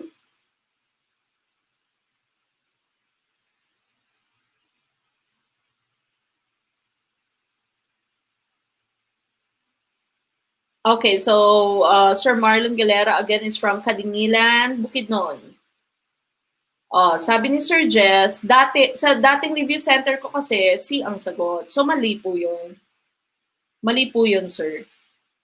So, importante po ngayon ay natututo tayo. If this is your first time to see the questions, then you learn. If this is your second time to see the question, then you would also relearn. Okay? So, you would relearn. You would correct the mistakes. Kaya nga sinasabi ko sa inyo, dapat pipiliin nyo kung ano yung reference nyo in preparation for the LET. Dahil kahit nagre-review kayo, kung mali naman yung sagot, that means hindi din kayo papasa. Okay, so dapat po ay pine-prepare na maayos, dapat po ay nagpre-prepare, of course, at chine-check yung answers kung talagang totoo, kung talagang tama. Okay, now when the class seems unruly during the discussion, what is the best technique to employ? The correct answer, of course, would be letter C. Prepare your energizers. Okay? Usually kasi unruly na yung students mo if they have already reached the plateau of learning. Hindi na nila na-absorb dahil sobrang haba na yung discussion mo. For example, okay, but kahit itong ginagamit natin sa review, no? Of course, this is just direct instruction, so discussion and discussion dahil nga wala tayong time for to do other activities. So if that happens, pag unruly na yung students mo, prepare some energizer. Sabihin mo sa kanila, let's take a break, let's stretch, okay? Mag-energizer muna tayo. After nun, na-release na nila lahat ng stress nila from listening to a long discussion, and then po pwede na sila ulit gumawa ng kung ano mang gusto mong ipagawa sa kanila. So 11 po, that's letter C. Okay, sabi ni Sir Loreto, tama din naman yan. All the rest of the choices are negative. Okay, so stop the discussion, don't stop the discussion, let them stand for a while, ignore the students who are making noise. Okay, so hindi po pwede. Letter C is the correct choice. Number 12, how would you help the shy and the timid students in your class? Treat them naturally, let them be as they are, refer them to the guidance office, letter D, encourage them to join as many activities in class.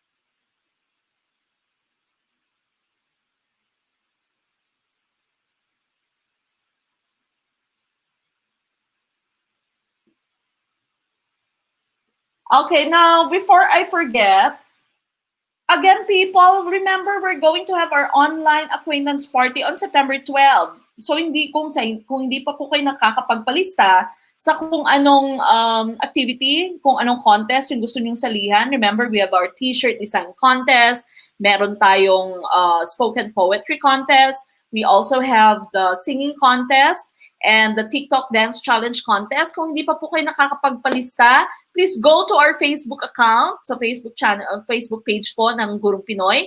Hanapin niyo po doon yung post natin about sa online acquaintance party. Nandun na po yung guidelines nyo, yung criteria for judging. And of course, we are going to have cash prizes. So sumali po kayo. This is one way for us to bond, one way for us to get together, and one way for you, of course, to release all your stress that you got from this pandemic, no, sa lahat ng problema na meron tayo ngayon. We are going to have our online acquaintance party on September 12th. Okay, September 12th po, that's 7 p.m. Philippine time. So make sure that you join one of the contests that we have there para naman po, masaya tayo. Wag namang KJ, wag namang walang sasali. Okay, so mag-join na po kayo, magpalista na po kayo doon. Hanapin niyo po yung post sa ating Facebook page na yung meron po tayong post doon about sa online acquaintance party. Magpalista na po kayo in any of the contest activities that you'd want to join po. Pwede po more than one yung join na nyo. Okay, more chances of winning if you join more contests. Okay, again, sumali na po kayo at magpalista doon para po happy naman tayo sa ating acquaintance party. Hi, Ma'am Joy Dumaom, Costada Dumaom. Hello po. Okay. Now again, number 12, how would you help the shy and the timid students in your class? Yung mga sobrang mahiyain, let them treat them naturally, let them be as they are, refer them to the guidance office. Of course, the correct answer would be letter D. Encourage them to join as many activities in class. Okay, so encourage po sila na mag-join ng more activities in class. Kaya mo yan. Yes, you should try. Sometimes I have students who have some, yung may mga special needs ko na students, and meron minsan na ayaw magsalita, sobrang hina magsalita, and then I had a reporting, no, may reporting kami activity, so all of them would have to stand in front of the class and would have to report. And then the classmates told me, Miss Manay, she doesn't talk. Sabi ng kaklase, Miss Manay, she doesn't talk. Don't let her talk. She doesn't talk. And then I said, it's okay. She will talk. Okay, it's okay, Ariana. Okay, well, the name was Ariana. It's okay, Ariana. Go ahead, stand and then talk. She talked, but although it was very soft, but at least she talked. She did her best, no? Maaring hindi best para sa if you compare her with other people, but of course that's her best. And at least she tried, okay? So don't just say na, hindi niya gagawin yan. Hindi ko kaya yan. Kayang-kaya nyo basta't susubukan, okay? At least you tried. Yan laging sinasabi natin. So encourage them to join as many activities in class, okay? So number 12 is letter D. And number 13, what will be the most effective way of dealing with non-participative students? Okay, marami din kayong ganito sa inyong classroom. Ayoko. Sila na lang. O kayo, yung mga ayaw sumali sa contest natin. Non-participative. Okay, dapat po mag-participate. Give them the grades they deserve based on their performance. Refer the matter to the guidance counselor. Employ engaging and enjoyable activities. Let them do what pleases them. Hi, Shane Padernal, my anak, former student in Ateneo.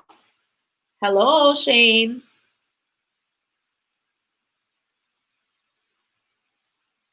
Okay, we would like to welcome all those people who have just tuned in. Again, please don't forget to share our video, react to our video, share it to your friends, tag your friends, especially those who will be taking the lab. Good morning, Ma'am Charity Joy Gabat Dayaganon, isa sa ating mga teachers nandito din sa US. Good morning po. Thank you so much.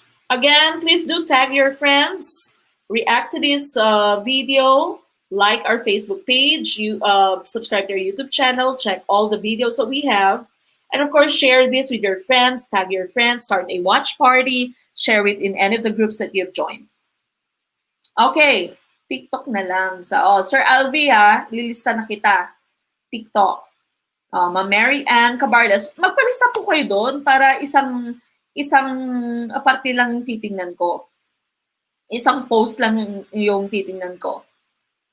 Okay, now the correct answer here, of course, would be letter C. So again, yung task po ay nasa sayo pa rin bilang isang teacher. You don't just say, ganyan talaga sila, ayaw nila mag-participate, hayaan mo na sila. Hindi po. Dapat i-exhaust mo talaga lahat ng resources mo, lahat ng methods, lahat ng ways mo para na mag-participate lahat dahil we all know that through participation, then that's going to be a meaningful learning activity for them. And so, learning becomes more permanent. Okay, so letter C po would be the correct answer. Number 14, corporal punishment is punishable by law. How can you instill discipline through non-violent needs? Ignore discipline problems, refrain from admitting erring students, refer disciplinary measures to the Students Affairs Office. Letter D, establish your policies in your expectations at the beginning of the class. There was someone who sent us a message through Facebook, Ma'am Jeline. Saan daw magpapalista? Ma'am, please, after na lang po. After this live stream, you can go to our Facebook page, the same page that is hosting the live stream right now. Hanapin niyo po doon yung post natin, ma'am, about our online acquaintance party. Okay, meron po tayo doon.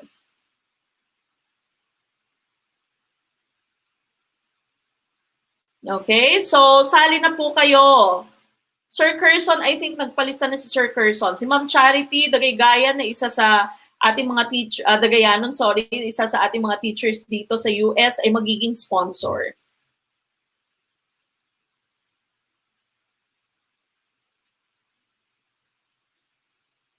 Hello po, Sir Eliserio Mitra Fortus.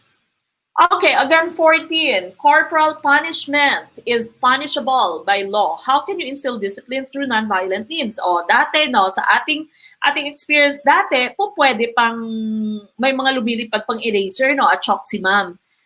Meron pang stick na pang hit ng fingers natin. No? Minsan puwet pa nga si ma'am, no. Ngayon, bawal na. Dati, bawal na dahil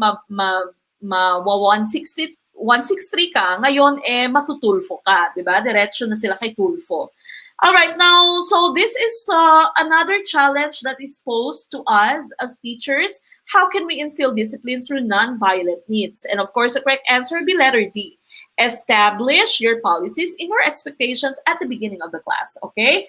But of course, once you have established it, do not assume that they'd remember it. Do not assume that they understand it. Kailangan nyo pa yung ulit-ulitin. Kahit one example is that ngayon, no, we're doing things virtually. And then my students, I've always been telling them to be visible so that they can be marked present in class. Okay, so hindi po pwedeng avatar lang, wala yung face. I need to see your face. Okay, so uulit-ulitin mo pa yan. So I would still be chatting with the students and telling them that you should be visible for you to be marked present. Okay, you cannot just be using your avatar. And of course, I'd also will be sending messages to the parents. Okay, so mag-send ka din ng messages sa parents na please remind this and this to be visible. Okay, so that he can be marked present, because the students usually don't really care about things that are happening in the classroom, no? Maliban na lamang sa itong mga estudyanteng gusto talaga matuto. Usually kahit na kung anong sinasabi mong rules, wala, pasok lang sa isang tenga, labas sa isa. Okay? So uulit-ulitin mo pa yan. All right, 15. As a teacher, one has to properly dress at all times in all occasions. This is part of the personal classroom management of teachers. Why is this important? You have the choices there. Okay, what do you think is the correct answer?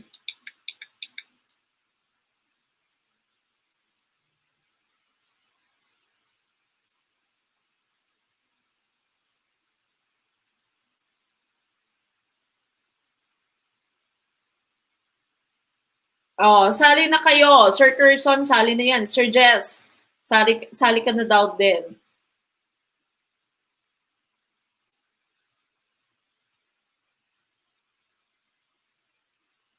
May census kayo? 7 p.m. po yun.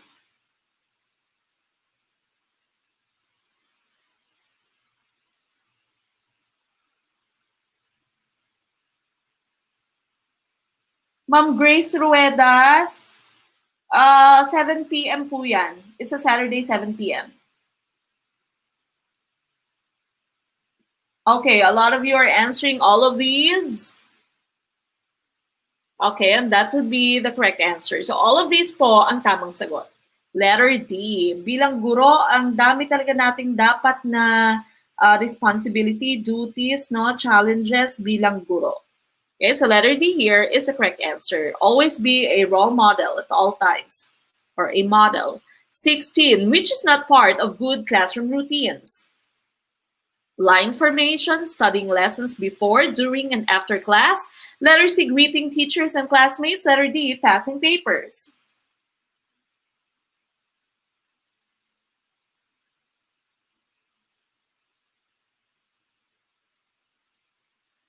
Sabi ni Sir Pinoy, yung all of these talaga pag wala ng ibang matakbuhan.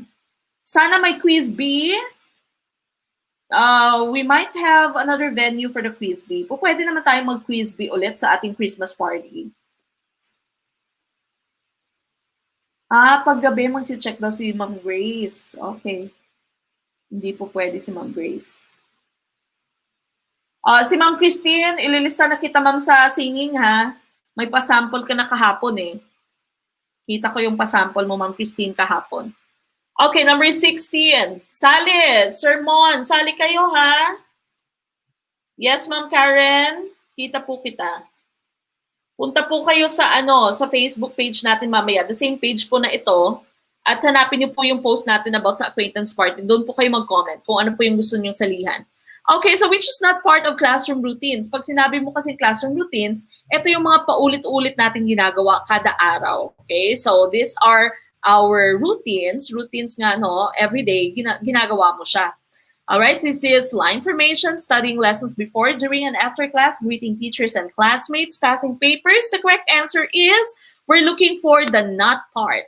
Okay, the exception. The correct answer would be letter B, studying lessons before, during, and after class. Okay, so this is already part of your study habits na, no? Line formation kasi, di ba, pinapapila mo yung estudyante mo, nag-greet kayo, and of course, passing papers, meron ka ding routine dyan. Would you pass it per column? Or would you ask one child to pass it, give it to his or her classmates? Depende po sa inyong classroom rules or classroom routines. All right, 17. Giving rewards is one way to motivate students to behave properly at all times. What is the best positive reinforcement which can be employed? Distributing token materials for every work, acknowledging the potential of each student, giving medals for every good work done, praising them for good work.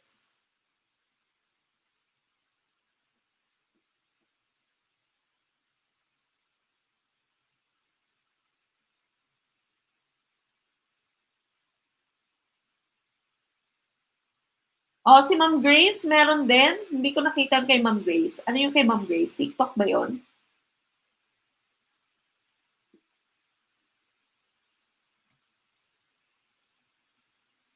Okay, again, if this is your first time to watch us, make sure that you like this video, heart this video, share this video, start a watch party, share it to the groups, share it or tag your friends. Also, make sure that you like this Facebook page. And of course, if you want to join us in our online acquaintance party that's going to be on September 12th, 7 p.m., that's Saturday, Philippine time, make sure that you check the post about our online acquaintance party and that you join the contests. So we have your t-shirt design contest. There's um, spoken poetry contest. There's a singing contest and there's a TikTok dance challenge contest. And we are going to give out cash, okay? Cash prizes. So make sure that you join. Magpalista po kayo doon sa post natin. Okay, now a lot of you are answering. Some people are answering B. Merong D. B or D. No, nanigurado si Ma'am Annabella, B or D. Okay, so giving rewards here is one way to motivate students to behave properly at all times. What is the best positive reinforcement which can be employed? Of course, we are utilizing operant conditioning here, no? Reinforcement, reward. This is by B.F. Skinner. Okay, so which one is the best? Dahil lahat naman ito ay reinforcement, no? Lahat naman ito rewards. Distributing token materials for every work, giving medals for every work done, pareho lang po yan. So your medal can also already be a token, no? So A and C are the same. So that means X na yung A and C. Now you're left to just B and D. Praising them for good work. Letter B mo naman, acknowledging the potential of each student. Praising them for good work, you'd always say, good job, yes, excellent, awesome, that's right, you got it right. Okay, so praising them for good work. Okay, congratulations, great job, awesome. Okay, now letter B mo naman, acknowledging the potential for each student. Now the best positive reinforcement you can employ here is actually letter B. You acknowledge the potential of each student. Kasi minsan yung mga estudyante natin, we know that it's not really good, but if for them, for their capacity, that is their best, then you need to acknowledge it. Okay, you need to acknowledge your potential. If you see that this person is not so good with numbers, but she is very good at drawing, for example, or she's very good at making essays, then you try to acknowledge those potentials and you encourage them to go towards that path. Okay, so letter B po ang tamang sagot. Now, number 18, what is one advantage of using the project method in science teaching? Okay, so in teaching science, we'd usually be using the project method. Okay, now, why do you think this is done? Unang mali sa ProfEd, Sir Mig, sayang. Nasa number 17 na tayo.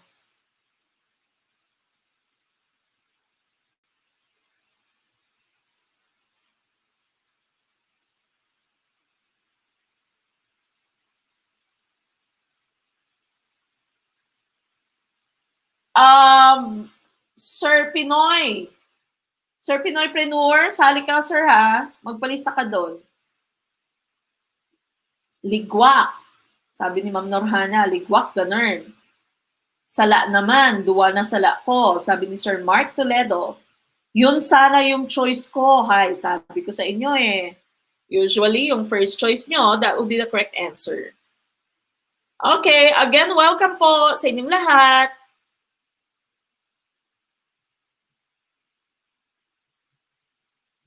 Na nandito sa Facebook, nandito sa YouTube, please do share our video, like this video, share it to your friends, subscribe to our YouTube channel, check all of the videos that we have on YouTube, and also, of course, like our Facebook page, check the post on online acquaintance party, and join us on September 12. Okay? Para everybody happy at makakakuha pa kayo ng premyo, okay, ng cash prize. Okay, now what is done? Why do we use project method in science teaching? Encourages students to present in concrete form how a principle works. It needs assistance of experts on the subject. It develops high-level thinking, planning, and learning. It hones a student's manipulative skills. Okay? Tama din naman itong lahat ng to, no? Yung except na lang siguro dito sa letter B mo. Ang A mo, tama din naman yan. Encourages students to present in concrete form how a principle works. Letter D mo, tama din yan. It hones a student's manipulative skills. Pero yung pinakatamang sagot would be letter C. It develops high-level thinking. They analyze, they criticize, they judge, okay? They synthesize because they're creating something new. Okay, and they plan, of course, when part of your steps in making a project is planning, and then you'll have, of course, execution, and through execution, then they learn. So letter C po ang tamang sagot. Letter C is the correct answer. 19. In light of the modern concept of teaching, which is a characteristic of effective teaching? Removing the physical presence of the teacher, developing abilities to address the future, allowing pupils to learn on their own, or letter D, pouring information to the learners. Pangalawang mali, Sir Migs. All right, again, if this is your first time to tune in, nasa second to the last question na po tayo for ProfEd. We welcome all of you, lahat ng mga taong ngayon lamang tumutok, no? Sir Jingok Park, Ma'am Verditha, Joy Olbata Panes, Sir Felipe Villamin, Ma'am Rosario Manzano. Nasa second to the last question na po tayo for our ProfEd, but we are going to be back soon. Okay, tomorrow po, we are going to have another live stream on Facebook and YouTube. That's still going to be at 7 p.m. Philippine time. Okay, 7 p.m. po Philippine time. Now, if you have just tuned in, po pwede nyo naman pong balikan ito later. Okay, balikan nyo po yung lahat ng mga parts of videos na to later. Don't forget to subscribe to our YouTube channel, Gurong Pinoy. We have a playlist for GenEd, ProfEd, and previous live streams. As I've mentioned, this is already our 27th live stream. And you can also like our Facebook page. It's right there, the same page that is hosting this live stream right now. Share our video, start a watch parties, share it on your account, share it in the groups, or tag your friends. And of course, you may also check our online activity, no? Our online acquaintance party on September 12. Magpa-lista na po kayo dyan so that you can win prizes for our contests, online contests. On September 12, in our online acquaintance party, there's going to be a t-shirt design, spoken poetry, there's singing, and of course, there's TikTok dance challenge. Okay, 19 again. Karamihan sa inyo, letter C ang sagot. Okay, dito naman, C and D ako, pero final answer D. Okay. All right, now let's take a look at your answer. In light of the modern concept of teaching, modern concept, which is a characteristic of effective teaching. Saan dito yung effective teaching according to the modern concepts of teaching that we have? You remove the physical appearance, or physical presence of the teacher. So wala nang teacher dapat. Okay? Developing abilities to address the future. Allowing pupils to learn on their own. Hayaan mo sila to learn on their own. Pouring information to the learners. This is cognitivism, no? At ito ay essentialist pa po ito. Okay? Hindi na masyadong ginagawa ito, no? Pag binibigyan mo lang sila ng information, hindi siya constructivist, hindi na masyadong ginagawa. Allowing pupils to learn on their own, this is also good, but this is not applicable at all times, especially if something that you're learning is quite technical, kailangan talaga expertise ng teacher, or sometimes if your pupils are very young, so you cannot really ask them to learn on their own. Remove the physical presence of the teacher. Of course, this is wrong. And so the correct answer would be developing abilities to address the future. Remember the modern concepts of teaching. This is already called your progressivism. Okay, so progressivist na po.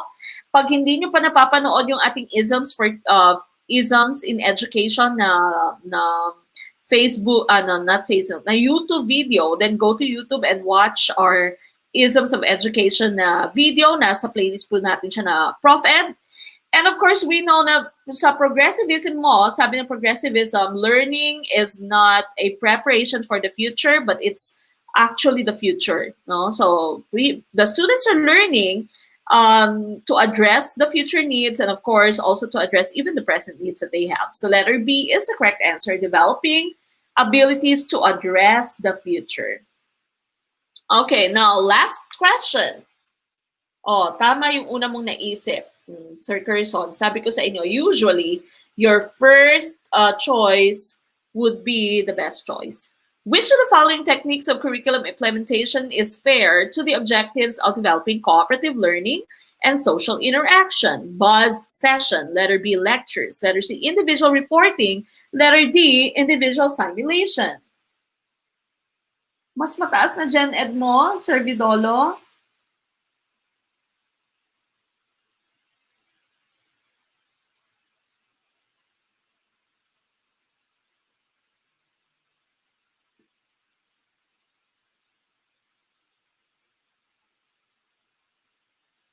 Ligwak, ganun, sabi ni Sir Rodel.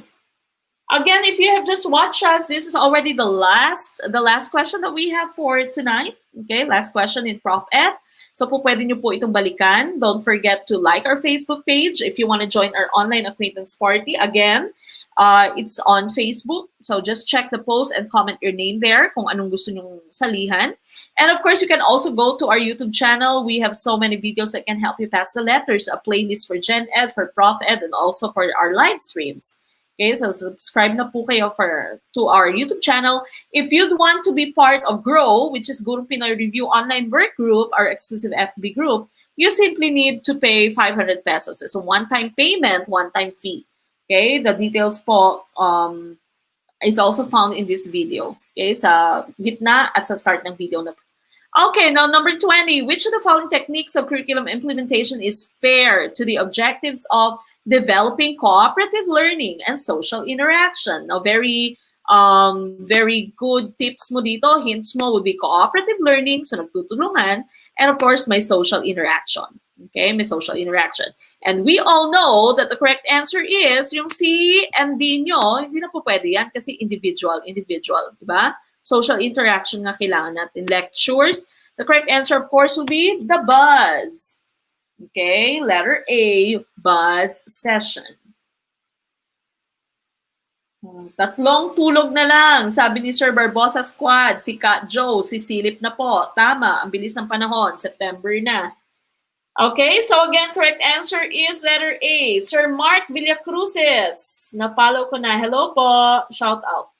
Okay, so that ends our discussion tonight. Again, don't forget to like our Facebook page, like this video, share this video, subscribe to our YouTube channel, check out all of the videos that we have there, and don't forget especially that we are going to be back at 7 p.m. tomorrow, okay, tomorrow night, that's Philippine time, 7 p.m., for another GenEd and ProfEd 20 items, GenEd 20 items, ProfEd discussion, okay? So sa muli, ito pong inyong Gurong Pinoy, and we are coming back still tomorrow. But before we go and say goodnight to everyone, we, of course, have this closing prayer prepared by Pastor Efren Esteban. Isa din sa ating mga kaguro. Okay, so let's have the closing prayer. First, please pray with me.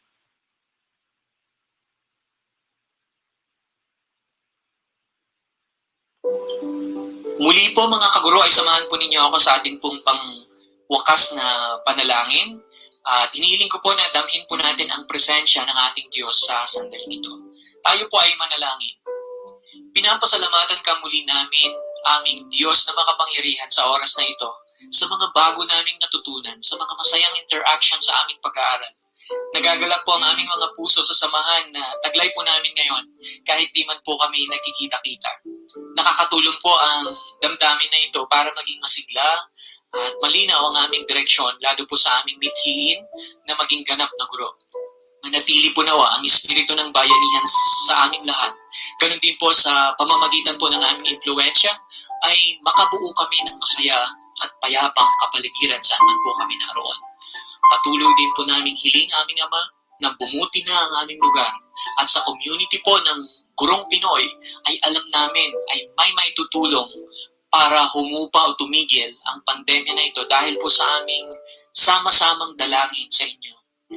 Uli po, nagpapasalamat po kami kay Coach Meg sa dalisay at mapagkawang loob niyang puso para abutin kami, hasain at maging mapanuri sa pagsagot sa aming nalalapit na pagsusulit. Gawin mo pong mabunga ang kanyang buhay, Panginoon. Sa amin din pong lahat na nandito ay gawin mo pong kapaki-pakinabang ang aming buhay sa lahat ng pagkakataon. Sinusuko po namin ang lahat naming plano at alalahanin sa inyo, Panginoon. Ito po ang sama-sama naming dalangin sa matamis na pangalan ni Jesus na aming Diyos at tagapagligtas. Siya nawa. Amen. Okay, so sa muli, atin pong pinasasalamatan, of course, si Pastor Efren Esteban, isa sa ating mga kaguro, for voluntarily preparing our opening and closing prayers. And of course, we'll have Ma'am Eunice. Okay, tomorrow, Ma'am Eunice is going to be giving us preparing the opening and the closing prayers. All right, so sa muli, magkita-kita po tayo bukas. Don't forget, don't be late. Be ready with your notebooks, answer with us, and check your own work. And of course, we are going to have a fun time again tomorrow as we learn and as you prepare for your upcoming licensure examination for teachers, okay? But for now, still, this is Mamet Saison Manaay, your Gurong Pinoy, saying, maliit man na butil ng mga kaalaman, ang dulo nito ay malaking kaginawaan. Maraming salamat po sa inyong patuloy na pagsubaybay, and I'll see you tomorrow night. Bye! Good night! Stay safe po! Stay safe, people!